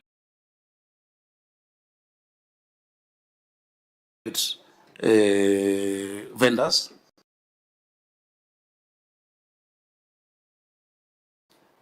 and as the vendor we've engaged is the government. Now the question is, who owns Nairobi Pay? It is owned by Konza Development. They're the ones who own it. They're the ones who have it, because we've contacted the owner. If they have engaged other people, I don't know. But we are paying them as Konza Technopolis Development. Remember the history of this thing, how it was developed. During the time, I think some of you remember at times the TV, whatnot, that is when these things were being developed. RD Sasa and this one, that is the time that they were being developed and they were being run and funded by the national government. In fact, the second question of why, for 2 years, you operated it without a contract is true. Because we were told it's ours, and no one invoiced us, and no one billed us. Now, the decision we made, because it's very easy, and I don't want to cast aspersions on any of my colleagues as governors, but this is in fact, I wish all counties had such a system that gives you the level of visibility, the level of data sharing within government. You know, apart from the times where there's a mistake, when you're told your vehicle is parked in town and you left it at home, The fact that we can just query it and get to know this number plate belongs to Mwaruma and so we charge you, that level cannot be attained by any private system. It is in my interest to have the highest revenue Nairobi can collect. I've complained here about how I'm constrained. So I would be shooting myself in the foot by looking for a system that is not as efficient as it should be. So in terms of who owns the system, this is a government-owned system. Where is the contract? We have the contract. We can provide. Which government? The government of Kenya, the national government. Okay, okay. Be specific because we have national and county government. The national government. Oh. The contract is with Kaunza Technopolis. We provided the contract to the auditor. They have the contract. Was there competitive procurement? We did it G2G, government to government. And the experts in procurement will explain to us what that could entail. Cost benefit analysis, we can do that for you, because you look at the costs of the hardware, the cost of employing these people, and these are not people who are earning 100,000 a month. You know, that level of ICT development, the substantive chair will tell you, is a bit expensive. But we can actually do a fresh cost benefit analysis, because all other, in fact, I've never seen the auditor asking, all other counties have engaged somebody to collect revenue, or rather to provide a system, because it's still the county that collects revenue. That's why you are a receiver of revenue. So the only difference is that this is a system owned by the government. For you to do the cost benefit analysis afresh, yeah, when you are going into this contract, you must have done that cost benefit analysis, and so that the advantages of going for this one. For me, first of all, so that's what the auditor is querying. First of all, it was extremely intuitive to see a system that is working, that is able to, in fact, have two systems, not just your system for normal revenue collection, but a planning system for urban development. A planning system for urban development that has, first of all the shape files of the city. No one else can give it to you. That I can point at your house and say this one is so and so, they owe us this amount of money and this is what they've been paying in the past. No other person has that kind of data set. But we can get the substantive cost benefit analysis to provide for you, Chair. So we're very comfortable with it as we continue to develop the intricacies of that software as a service, but it is not a different system. There are not two systems. It is, we call it Nairobi Pay as a brand name. Software as a service is not a brand name. It is a way of engaging a service in ICT. But Nairobi Pay is a brand name that the person on the street knows, that the same way I'm telling you, we now have Liquor Pay. The Alcoholic Licensing Control Board have also developed a system just for managing drinks control and management. Was it better than the systems before? Yes, by far. Before this, Nairobi had something by NBK called Nuveta that was not stable at all. It kept giving people the wrong invoices. It was not being maintained well. It was National Bank of Kenya collecting, and that was terminated. Before that, Nairobi had Jambo Pay. I think you know the stories around Jambo Pay that had come up at that time. You know, the company also possibly has evolved and is better now, because I see them providing services in wider places, including now airports and fueling and whatnot. And it's a company that I believe should be given a chance to grow. It's owned by a young man. I was with him at the University of Nairobi, Mushemi. But that time, you remember the challenges it had with Governor Kidero and Governor Sonko subsequently. So those are the systems that have been there before.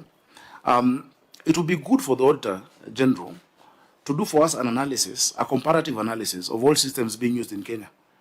What interest we have, Chair, is the higher the revenue we can collect, the better, so that we can serve our people. After all, the constraint I have with how much I'm able to collect every day. Sometimes when it's down, I almost want to beat people up because, you know, there's perishable revenue. If the system is down at 8 a.m. until 10 and someone does not pay parking, they will not pay your parking tomorrow. It is perishable. So you have to go to Konza to find the person to beat. Or how do you beat them? That was, you know, something called analogy. Where would you find it? Does not mean. Let's give the substantive chair opportunity to go on record And if you have any question, you ask. But yeah. Okay, let me go on record first. My name is Moses Otieno Kajuang, Senator from Homa Bay. I'm the substantive chair, but today this session is going to be chaired by my vice chair up to the end. Vice chair and honorable members, Nairobi City County wrote a letter to the clerk seeking a postponement of today's meeting. And that is why some of us made other arrangements. But I'm happy that they have come, because if they would have failed to come today, then the Inspector General of Police would have had to find the governor again. So that explains why I had some scheduling conflicts, but it's good that the governor is here. We can prosecute the matters of Nairobi. If you allow me, I know the governor has referred to my advice in the past, and it has been my personal view that this ought to be the direction where ICT is looked at as a shared service across government, both national and county. Members, you remember the other day we were looking at Kilifi, which negotiated a revenue share deal of, was it 20 or 30%? 30% of revenue, and they were collecting 4 million from the county to pay salaries for the service providers. So it's a big mess. It's a big mess, which can be cured by looking at ICT and systems as a shared service. But the narration is nice, but in this committee, we look at compliance with the law. And Governor, having looked at your technical support framework for integrated county revenue management system, and going to page 6 of 9, which is headed finances, that is appendix 13.10, which you have referred to in your response. Appendix 13.10, on page 6 of 9 of that appendix.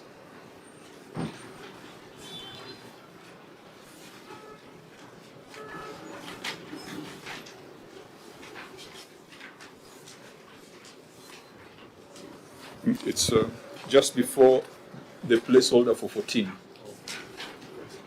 Just the placeholder for 14, you have some signatures there. Go to page 6 of 9. Page 6 of 9, there is a clause there on finances, which says this framework will be funded under a government-to-government revenue share model. MIC and DE will consume a percentage of total revenue collected per month as negotiated and expended in accordance with the provisions of the Public Procurement and Asset Disposal Act, the Public Finance Management Act, and attendant regulations. So, Governor, I heard you say it was a G2G arrangement, but this particular clause makes it clear that it must still be subjected to the Public Procurement and Asset Disposal Act.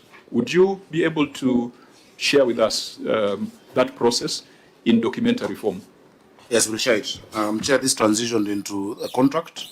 The Public Procurement and Asset Disposal recognizes government-to-government contracting, or even using what has passed in another government before to contract. It recognizes it. We made sure we followed the law. We had advice from PPRA very closely, because you know these are very sensitive area. This area, if you don't contract nicely, you have 30 people in court against it, other vendors who would have wanted to provide this service, because it is money guaranteed, Chair. So we'll be able to... What was that other process? Because ideally you'd find the revenue share prescribed in an agreement like this. But this then directed you to follow the law to come up with a proper pricing model. Is there, could you describe to us that process? I don't have it here, but it's a normal contracting process that includes negotiation to come up with the rate. If you want that process substantively, I would ask, but I don't have the from procurement. Yeah, because members, you know, we were treated to some story here by my home county about a lease agreement, and we had a procurement person coming and telling us they didn't have BQs, etc. If this was subject to the public procurement laws, and we are looking at an expenditure of about, the auditor is putting it at what? Is it 450? Huh? based on the last revenue 540. 540 million. But based on what we want to collect, it can go up to. Yeah, so it would be nice. I mean, as someone who understands this space, the software service agreement, ICT as a shared service makes a lot of sense to me.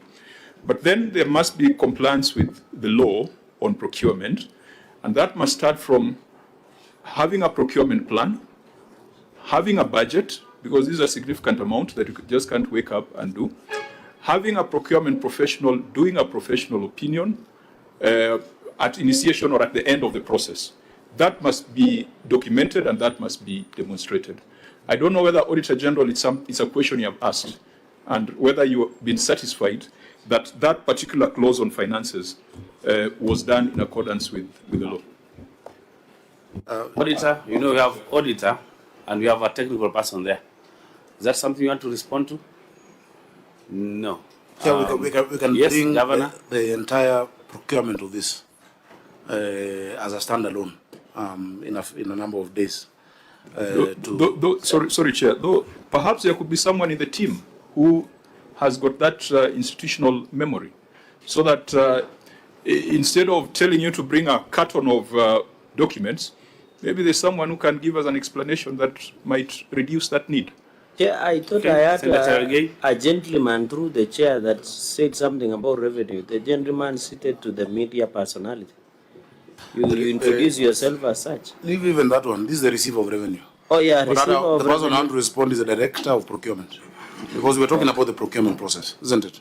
So I would not want anyone to misrepresent the facts before this committee, because I really respect this committee. I have 100% respect. But Chair, the Governor, they are speaking I can't lie to you. with your indulgence, Chair. All your officials are speaking I'm saying what I through feel. you because you have taken the oath. So you don't have a trust in all of them that they'll give you faith. I know what everyone does. Here, there's a doctor. I can't ask about this. Okay, because I had somebody with revenue reporting and what have you, and there's a weakness. Chair, can I propose this? Chair, since you had in when Senator Dulo was chairing briefing, the even IT person from the OAG, we had a lot of, why don't we propose this? That we do this issue as standalone, we do an IT audit and recommend a forensic, because this spending of 2.7 billion is a lot of cash. So we cannot close over. You already asked for that. We cannot close over an issue. I don't know why the governor is excited. Issue should be going down by now. Unless he's consuming something we don't know, because it's not covered. So, Chair, what I'm proposing is very simple. That's you're out of order. You know, Senator, just withdraw. But I've said he's consuming something we don't know. It's just to go on record and say what he's consuming, and we rest there. Anyway, I can't tell what, maybe water. So I replace with water. He's taking water. I think we've had a good meeting so far. Let's not trivialize our discussions in the direction. Senator Charargei, we are on a very serious business, please. Chair, that is, I've already said he's taking water. Okay. Which other thing would I rephrase? So, Chair, what I'm proposing is very. Governor, relax. Is the Senator Charargei, ask your question, which is. Yes, sir. That's why I'm saying this spending of 2.7 billion in 5-year contract. I've agreed with the governor. He has said he wants a standalone on this issue, and it's also my feeling that if we can do further detailed analysis of this matter, so that for the longest time I've been in this committee, when he took over as the governor, this matter has recurred. And I think either the OAG are not getting him, or the governor is not making himself crystal clear, because I can suspect, even when you look at the previous year matters, the same issues governor is still raising. So is there a way we can conclude this matter once and for all through in-depth analysis, together with the Senate, the OAG and the governor, and then we keep a detailed report on the matter, so that we... Governor, you're saying something to the effect that already that is in the process? In the last audit, you directed that the Auditor General does a system audit, which has been done. So I don't know which other system audit Senator Charargei wants. But unless he's consuming something, which Governor, I think we've had a very good meeting up to now. No, there is no problem. I don't need to apologize on what I consume. That was on a light note. I was just informing you, Chair. Sorry, I apologize. That already that was asked for, And maybe the Auditor General can then... Auditor, do we have a report to that effect on the same? Because we have never seen it, and that's why it's reappeared. Yes, yes. We need to know if that audit was done, the systems audit. Okay, thank you, Chair. From the IT perspective, there was a request for the the system audit that had been requested. So has it been done? Do you have a report? We can only review back to the IT auditors. Project a bit, don't project for a the bit. current status of the system, but they had done a portion of it that was incorporated in last year's report. Audit report? Yeah, the Last previous year's report, the previous 2023-2024. Yeah. You see, Chair. Yes, Chair, Senator where I'm seated, I don't think I want to hear about a part of it, because if we have reason to believe what the governor is saying, and there is no reason to doubt him, that this is a system that goes beyond just collection of revenue. It gives you visibility to a lot more other things in the county government. And if he says then it's a government system, then my understanding of it is that other counties can also plug in. Yeah, can plug in. And you know, Chair, where I sit from Kitui, and I'm very sure you can say the same thing about Taita Taveta and other counties. There is a lot of leakage in revenue collection. The systems are brought, some of them just designed to pilferage funds from. If this system then is what the county government of Nairobi is saying it is, then there will be need for an engagement after the audit, an engagement between ourselves and the county government of Nairobi, and so that we can even authoritatively advise other county governments to acquire or go into whatever contract with the system and raise the funds that we keep fighting about here every day. Chair, with the indulgence, just 30 seconds. I heard my sister here, the OAG, saying part of the system audit was incorporated in last year. I thought as a committee, we had requested an independent, because the OAG can do special audit, forensic audit, ID audit, the normal audit that we do. So, Chair, I thought you need now to be specific that we needed a standalone system audit so that we can put this rest to matter, because this matter has recurred in many financial years. And I thought, and then maybe if you had the OAG say they have, I don't know whether they were able to have full access to audit the system so that they can give us a report, and then we rest the matter. Thank you, So Chair. OAG is almost asking the same, that if the audit was done in the last financial year, 24-25, do you have a paragraph on the same, or we have a separate report? So the request was not only on the system, it was going to other issues. So it was incorporated now part of that report for 23-24. But specifically for the system, no, we didn't have the request. Okay. Yeah. Governor, what members are asking, So, and Governor, the auditor, you can see I was Senator Cherargei, through the chair. ask for the mic. Oh, sorry. I've with not the given you the indulgence. mic, so put off your mic. Okay. Just put off your mic. Yeah. That we want to understand that the whole of that system, from procurement, and it's working. Now, if you have documents that you can give us in the matters to do with procurement, and as Senator Ombo is saying, if it is a very good system, then it's something you can propose to be replicated to all the other counties. That's why we are really dwelling on this, not to find fault, but to understand it and also propose it as defenders of devolution, because we want OSR for every county to go up. Yeah, that is the really thrust. Chair, maybe if Yes, I can Senator Kajwang, then you can pick make all of them. a comment that the governor could respond to. First of all, Auditor General, is this system capitalized in the assets of the county? Because software is an asset. Did you find it sitting there as an asset? Thank you, Chair. We are in the process of transitioning. So yes, it is part of the capital, but now we transition. Within the 3 years now transition, we give the entities 3 years, and they're able to prepare a comprehensive asset register. No, Auditor, you know that applies to the other difficult to identify assets that have transitional challenges. But something like software, It is licenses, Is it captured as an asset? Yes. Governor, is it captured as an asset, and what is its value? I have to check. I don't have that of it. Yeah, because if it's capitalized on the side of Nairobi City County, then it's owned by Nairobi City County. You're confusing us again. So if it is not owned by the Nairobi City County, how is it an asset of the county? Remember, it can be owned by Nairobi City County, but hosted elsewhere. You know, Nairobi City County can rent a cloud, and I think that's that's a software as a service thing. You are renting a cloud provided by Konza ICT Authority, or are you renting the entire service? Are you? Is it a furnished apartment, or is it an apartment where you are coming in with your furniture? No, Chair, he had made it clear that the ownership is with Konza, and that the only thing we own is the brand. No, but if it's capitalized, then it's a different story.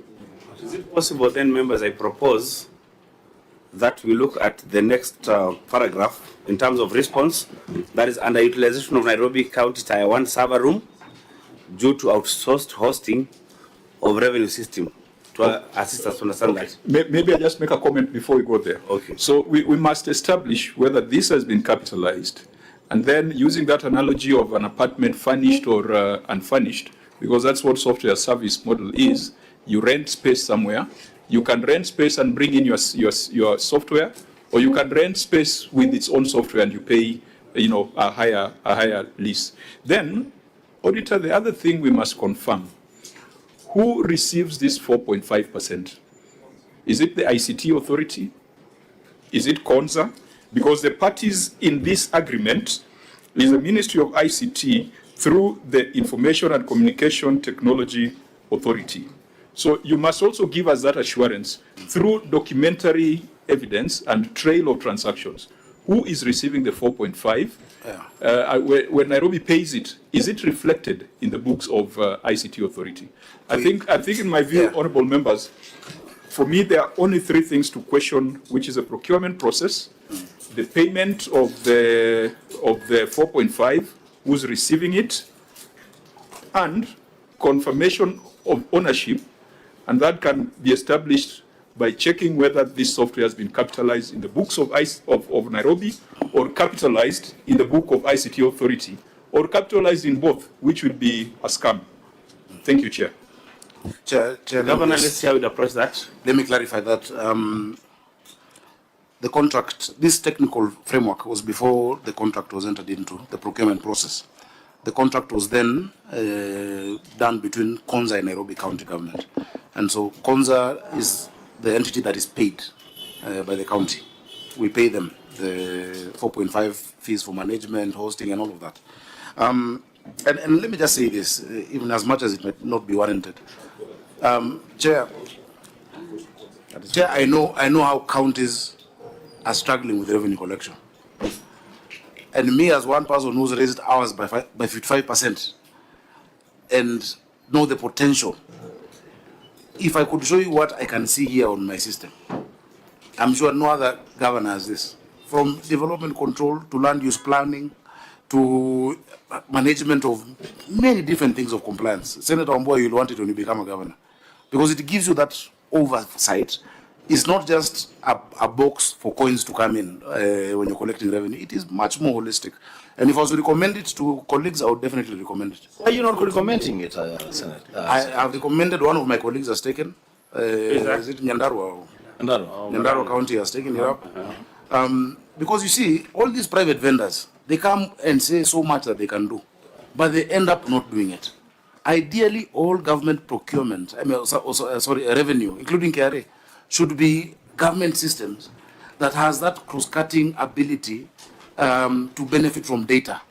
Some data sets only belong to government. So I would recommend this as the best. If I was to start again, I would choose this one again and again. But that process that Senator has asked for, the procedures, is something that we will be happy to Can you manage in 14 days? Of course. I mean, it's something we did. In 14 days. But Muriuki, is it possible to track this 540 million to Konza? Chairman, that if the committee requests that one, you can be able to Can you do that for us? Yes, we'll do, Chair. Okay. And remember, Chair, 540 is very little compared to how much revenue we want to raise. It's 4.5%. We were talking about 62. Actually, it's 4.5%, and most of whatever vendors you are collected. Yes. Yeah. Yeah. Members, just tie it in with the next one. Then you see how to progress. And utilization of Nairobi County Tier 1. Go through the response. Then you can also tie in your questions. So again, Chair, this is part of the us not understanding what the system is.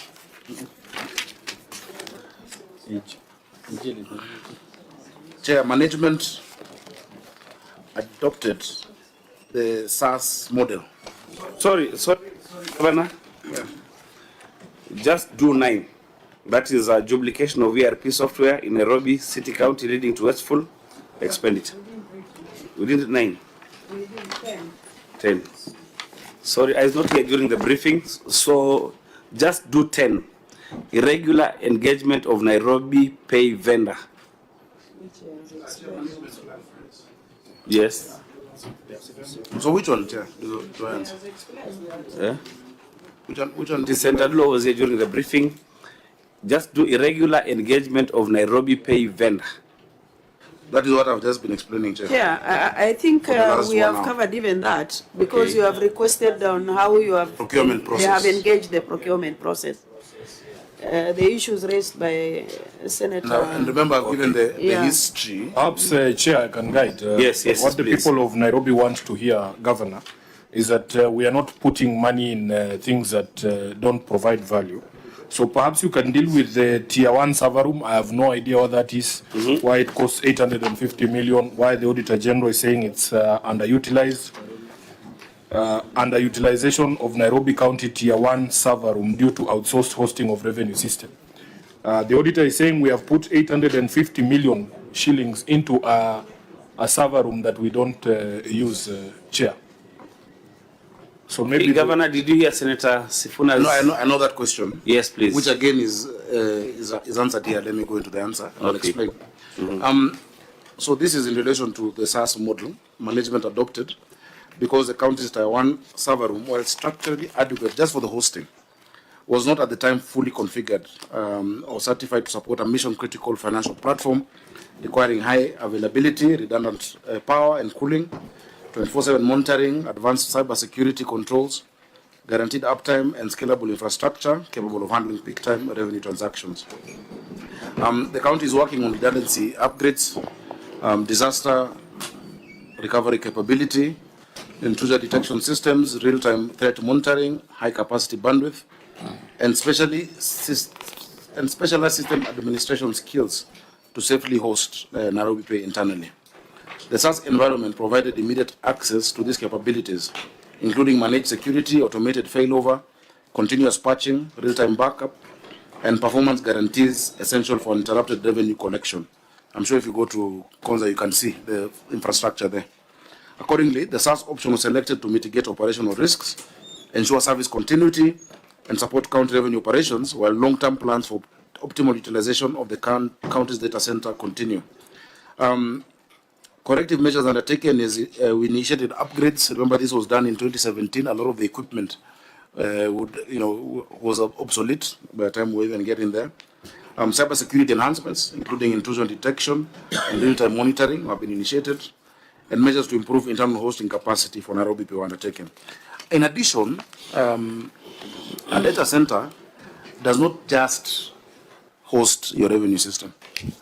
The data center hosts every IT-related, connectivity issue within the county, including our LAN connections, our email. There's so much that it hosts, more than just this software as a service. So that's the point. It's not necessarily underutilized, but we continue, upgrading it. Remember, from 2017 when it was launched to 2022, it was hardly, if at all, used. We found things that we had to be replacing. I've bought servers, I've bought new, what do you call those Dell things? Firewalls, that are required, but not just for this. You have ERP systems, you have, I can show you right now, I have a system that I can track any vehicle of the county wherever it is right now, know who the driver is and switch it off if there's a problem. And I see all of them. All of those are hosted within that environment. So this was not, the data center was not for, it's not an exclusive place for revenue system. A revenue system is just one of the things within an IT environment that can be hosted at a data center. Yeah, Chair, I think that is clear, Governor. The question is, the auditor is saying there's still capacity for us to host that system there, in addition to all the other systems. And maybe from their perspective, if we took away the hosting component, it would be cheaper and value for money. Is this tier 1 server room capable of that? That is all we need to do, to know. No, because it cost us 850 million, Governor. It was done on by the the same World question, Bank. then you can answer. Yeah, sorry.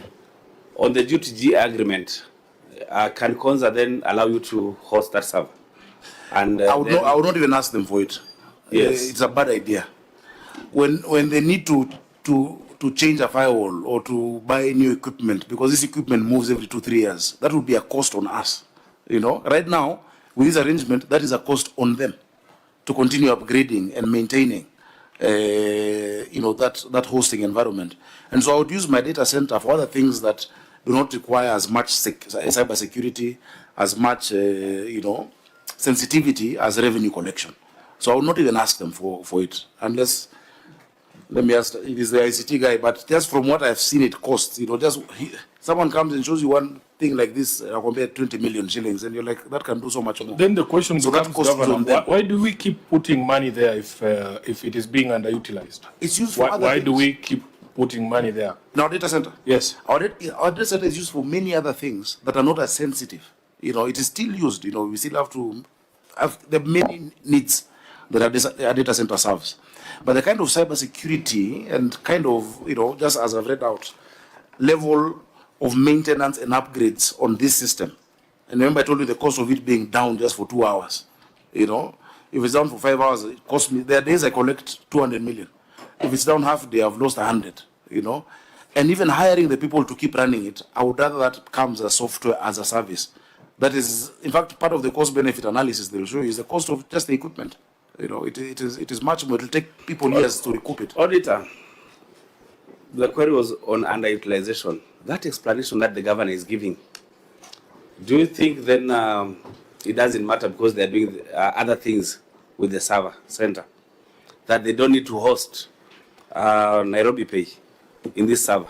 Does that mitigate this query? Thank you, Chair. That mitigates. The concern to begin with was there was no evidence that they had assessed the readiness of the support from that the server room before now they moved they handed over the host to the Konza. So No, there it was was no G2G. evidence that it had been taken into consideration. From the initial time, it was G2G, and that's why it was hosted by Konza.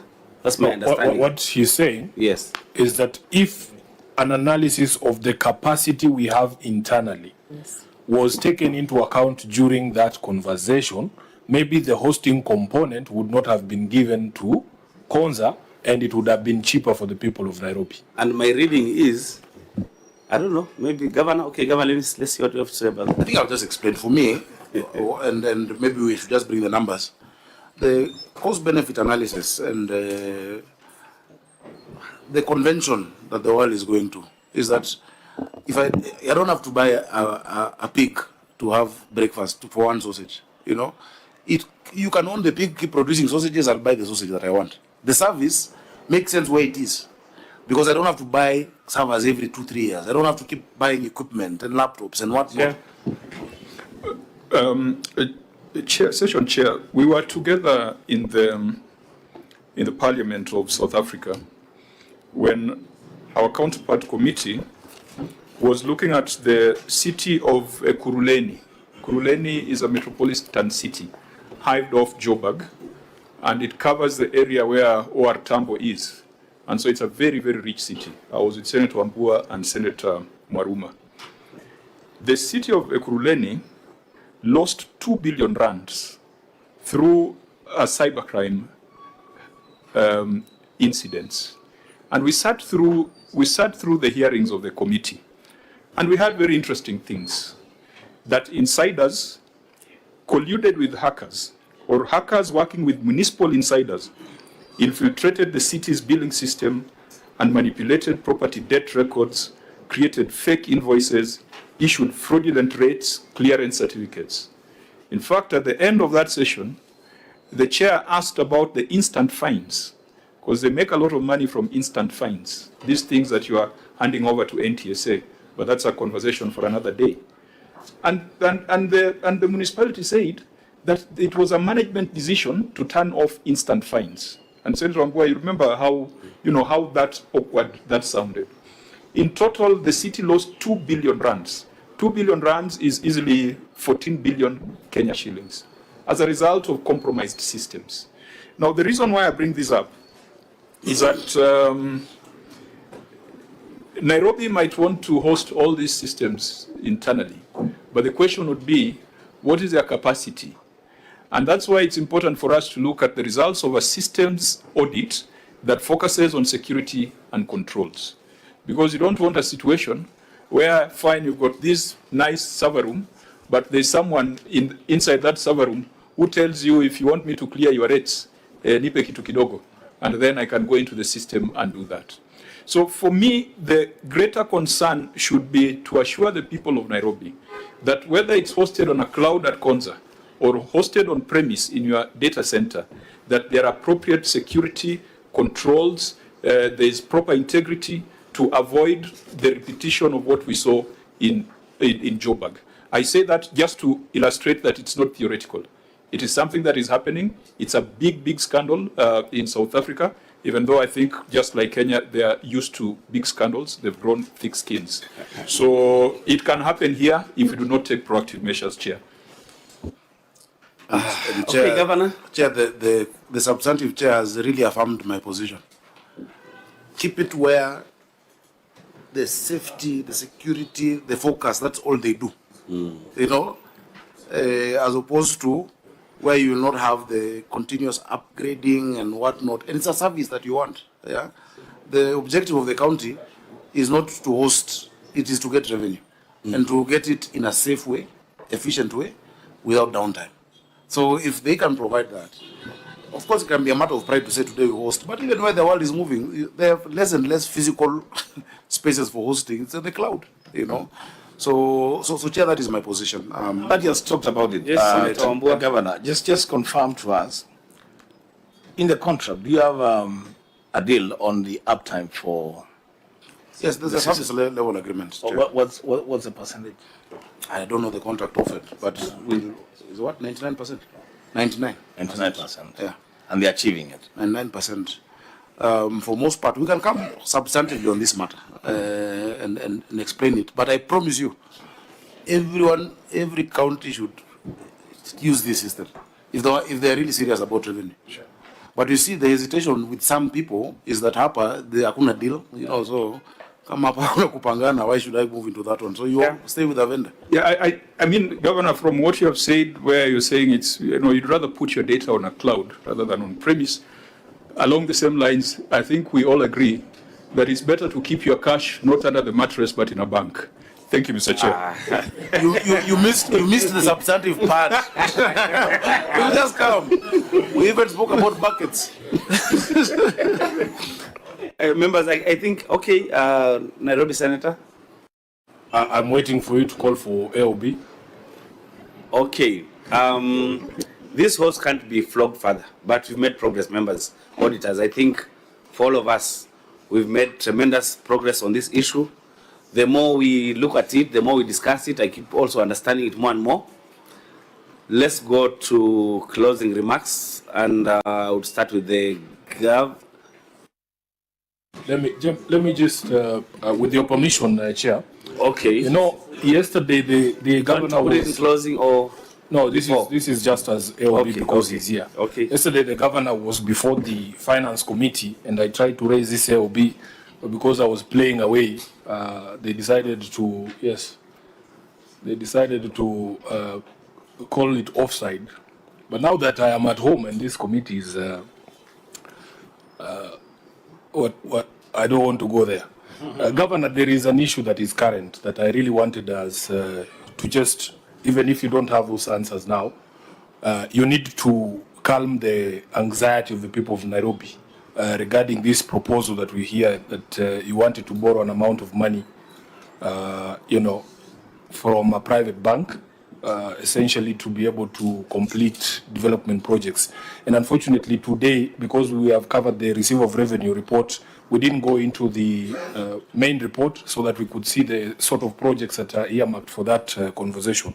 But just to calm the anxiety of the people, you need to explain just briefly the rationale for this decision, the legality of the decision, whether you have secured the necessary approvals from and guarantees from the national government, whether there have been engagements with the county assembly, for instance, on these issues, and just what assurance that once this thing goes through, here we talk about ring fencing of money for specific, purposes. What assurance we can get that, we're getting value for money. Number two, that the money will go to the projects that are earmarked.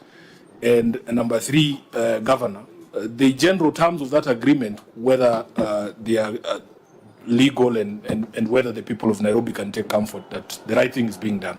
Chair, that is the only issue I wanted to bring yesterday. I thought it would be ideal there. But if he can comment. If not, he can say. Are you able to comment on that? Ever ready. I'm always ready, Chair. Go ahead. Chair, allow me first to explain, as I have said when I started, the biggest challenge in this city has been that we have not set up the financing structures over capital as should be. And that's why you always operate on huge deficit. And I was explaining,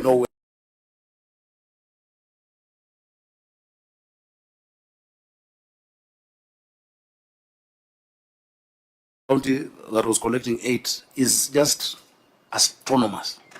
But that problem will never be solved until you unlock proper financing. Joburg, where you are, is listed, on the Johannesburg Stock Exchange and collects so much more. Its value is bigger than South Africa in terms of brand, and so on and so forth. And so we keep exploring what options we have, even as we push, and I'm glad you're helping us, as we push our own source capacity, but we will explore all avenues through which we can be able to sort out outstanding liabilities, because now 119 was big, but it's come to 86 billion.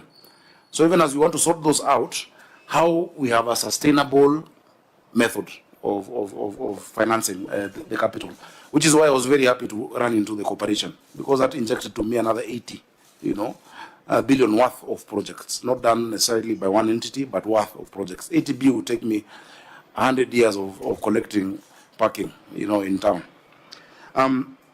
So, Chair, it is a thought we had.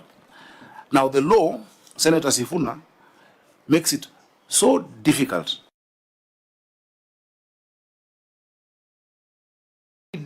and convoluted process. Article 212 of the Constitution says that a county may borrow only if it gets 1, national government guarantee, and 2, approval of the county assembly.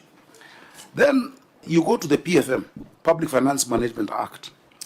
PFM, Section 140 of PFM, gives you the considerations. The CECM of Finance may raise a loan on behalf of the county executive, so long as it is in line with Article 212 of the Constitution that I've told you, and Section 58, again, of PFM. It must be part of your county fiscal strategy paper in terms of the projects you want to undertake, and the limit is set in the county debt management strategy paper. Yeah. Then when you go to 141, it again gives you other criteria. You look at 141 of PFM. About the limit being set, market value, that it must be the lowest possible cost in the market, consistent with the appropriate degree of risk, meaning you cannot single source any credit facility, because it must be the best market value out there. You must go to the market and to make sure the public debt level is sustainable. 142 talks about what counties do, all counties, the short-term borrowing that must be paid within a year, that people do for salary advance. Now, if you go to section 58 is where our problems begin, Senator. Because section 58 talks about the national government guarantee. That national government guarantee, one, the CS has been given procedures. In fact, part 4 of PFM regulations, regulation 177, breaks it down. It's like they don't want anyone to borrow. Capital project capacity to repay loan and interest, etc., the limit passed, and then he loads it onto the national government debt limit. And then he must go to National Assembly and come to the Senate for the guarantee. The loan guarantee to a county cannot be done without the Senate. So that's a procedure. You know, Katiba, PFM 140, 141, 58, Part 14 regulations, Regulation 177, 76, and it's very convoluted. In fact, if we started the process today, we will not finish it in a year or so. So while we're considering many avenues, a lot of what you're hearing out there, my good Senator, is propaganda. If we make that proposal, it will have to come to this House. It will have to come to your budget committee. So you are saying the House will have to approve it. In short, there is no such thing. No. Okay. We've considered, but then again, the limitation of 20%. So you see, such a convoluted process will give you 6.9, which is 20% of voted revenue. I think we need, as Parliament and even the Senate, to look at how we can assist counties to do borrowing, because governments must borrow. You know, the national government says, the president says, okay, I want to do 1, 2, 3, 4, 5. I can collect 1, 2, 3. We borrow the rest. As is, how much can you collect, and then you cut your size. There's no deficit financing. Deficit financing is one part of Chapter 12 of the Constitution that I think we have failed to explore completely in the case of county governments. So Senator Sifuna, if we decide to explore that route, you will definitely know. But so there is nothing. Yeah, just leave it there. They've considered high. So how much did you want to borrow, just for my interest, and how did you want to pay it? If I calculate, or is securitizing also revenue, or is it? No, what we wanted to do was to borrow 6.9, which was the 20% of the audited revenue, to target specific projects. When I got in, I found many stall projects. Some we just need a 20 million or whatnot to move over, while still we are doing our projects. So it would be ring-fenced to those specific projects. But I'm seeing it is not worth it. Either not worth the amount, the effort, or the political process. So what I would rather do is what I've done this morning, that as we continue to do, is to get the debt collector to get me my 62 billion owed to me out there.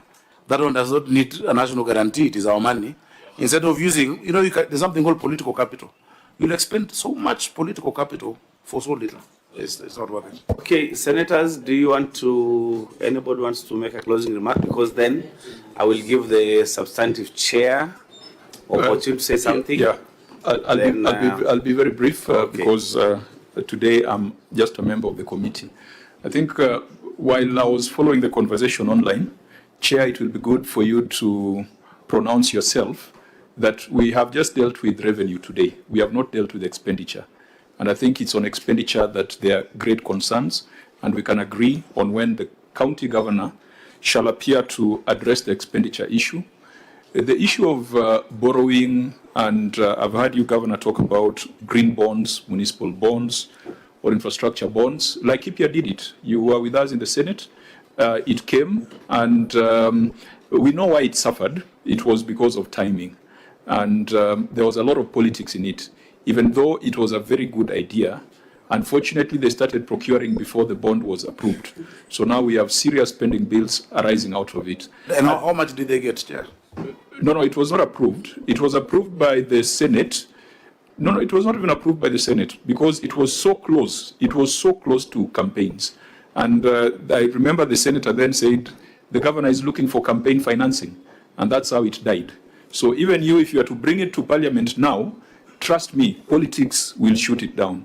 But if you did it earlier in your administration, I believe a municipal bond or a green bond that is ring-fenced and people can see where that money is going to. Maybe it's on BRT, maybe it's on traffic management and control. And Governor, I still insist that you guys as a COG, these things NTSA is doing of taking fines on your roads and in your jurisdiction without your involvement are things that you must address. If you made that part of your own source revenue, we would not be talking about 13 billion.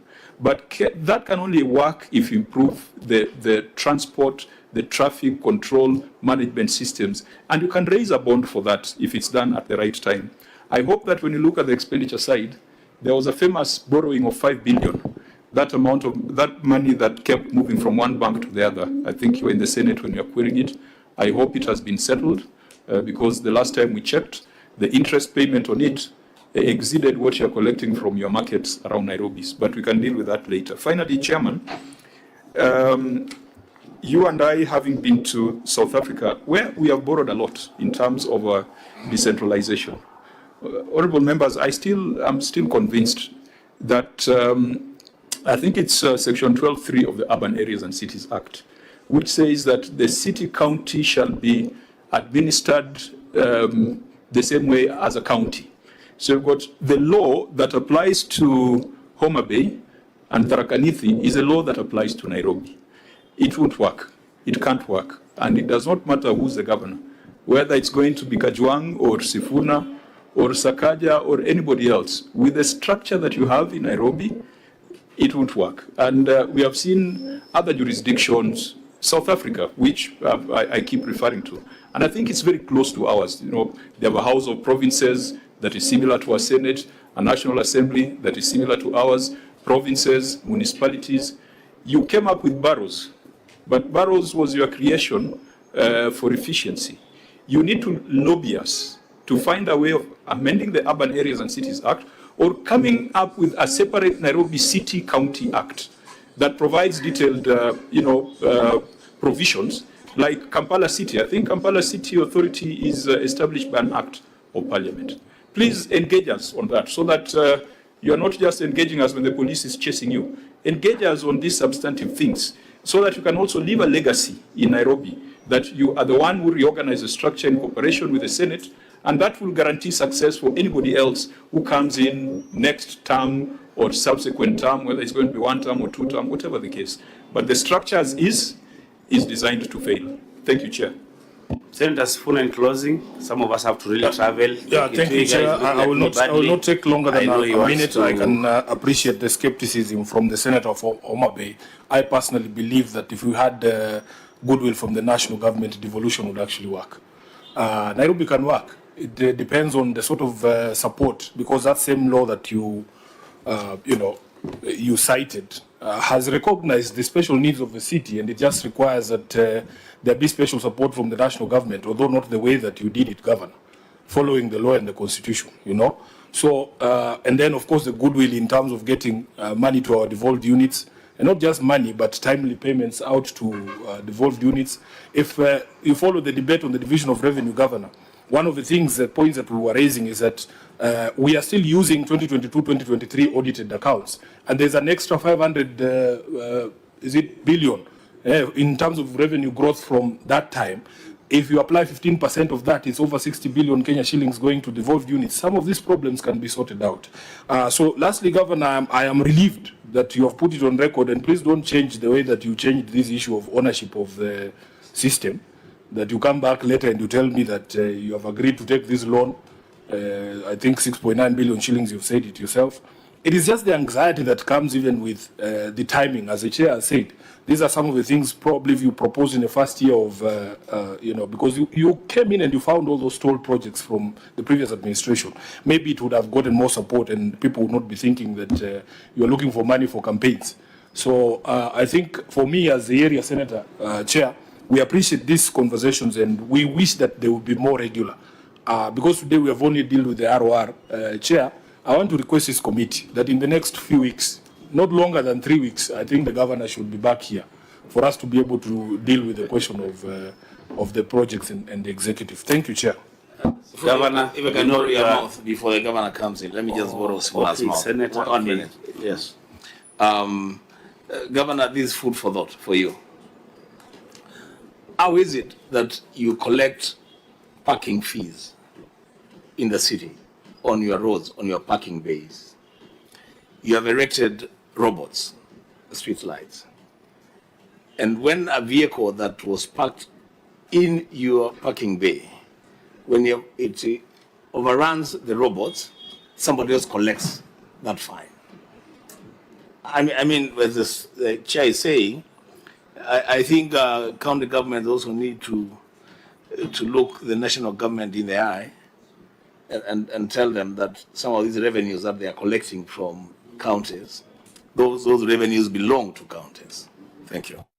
Governor, briefly, already the vehicle for Senator for Kitui is facing Kitui. You, your domicile here. Let's see. In closing. Thank you so much, Chair and colleagues.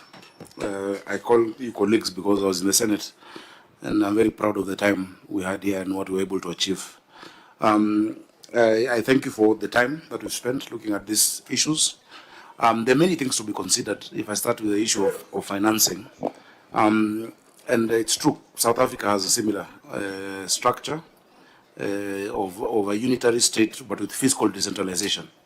And the mayor of Cape Town, a good friend of mine, is called Jordan Hill. In fact, I was trying to organize for you guys to meet him. He's a young man, I think 2 years younger than me. He's now the leader of the opposition party there, just like my brother here is also, you know. And,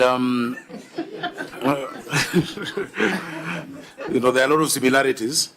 But the creativity of structuring, financing, you know, products for a capital city is extremely important. It must be figured out, you know. No matter how you try it, until you figure that out. I've been with colleagues from across the world who, when I explain to them the predicament, how much we have versus the number of people we must have versus the number of staff we have, you know, when I say I have 19,000 staff, you think it's many. But that same Paris I told you of 2 million people has 53,000 because those are service areas. So I really like the idea by Senator Kajwang about you know, looking at special legislation for posterity around the governance of the capital city. But then I also agree the goodwill and the nature in which the national government, and for me I've been, you know, fortunate to an extent, you know, in terms of things I've been able to get done because of partnership with the national government, but it should not depend on the relationship of the day. You know, it should not depend on that because I and the president and the same party, things will work. No, it must be something that is hardwired because this is a city that produces almost 30% of our GDP, you know, for the whole country. And so we must look at it like that. The NTSA fines, I told Senator Kajwang that I'm waiting for them to put the infrastructure. Because if you go to Dubai, the whole of Dubai police and their salaries, equipment, vehicles, etc. are funded by the road fines. Completely. There's no other appropriation that are done to them. We did a study here on the 200 junctions that we're doing. Each junction will produce 1.5 billion in terms of fines. And it's small fines of seatbelt, you know, you've crossed 1,000 shillings, you've oversped or you've overlapped. So let them do the infrastructure, but we know our position on it. Because now they'll say, okay, let's not do it, you guys, so what we're very clear on is any infraction on, first of all, as a bare minimum, on county roads belong to counties. That I am extremely, extremely clear. We can debate now KenLive roads, national roads, which are very few, you know, that we can debate. But 70% of the road infrastructure in this country is county roads, you know, so really that should come to us. I think, Chair, I'll leave it at that. I'm always happy to come to this house, and let's look forward to our next engagement. Thank you so much for your time, all of you, Senator. Let's end it here, members. We've looked at the ROR. We would have opportunity to look at the expenditure side. That is the executive report. As soon as possible. The Senator is proposing 3 weeks. Just find out when we can have opportunity to meet them. This meeting is adjourned. Oh, but then on the issue of money for campaign, I'm looking, please, if you know people who can contribute, I'll be very happy. Thank you. So you have a friend we are adjourning until Monday at 9:30. If we went to these people's houses, Governor, we can raise campaign money. They have 60 million.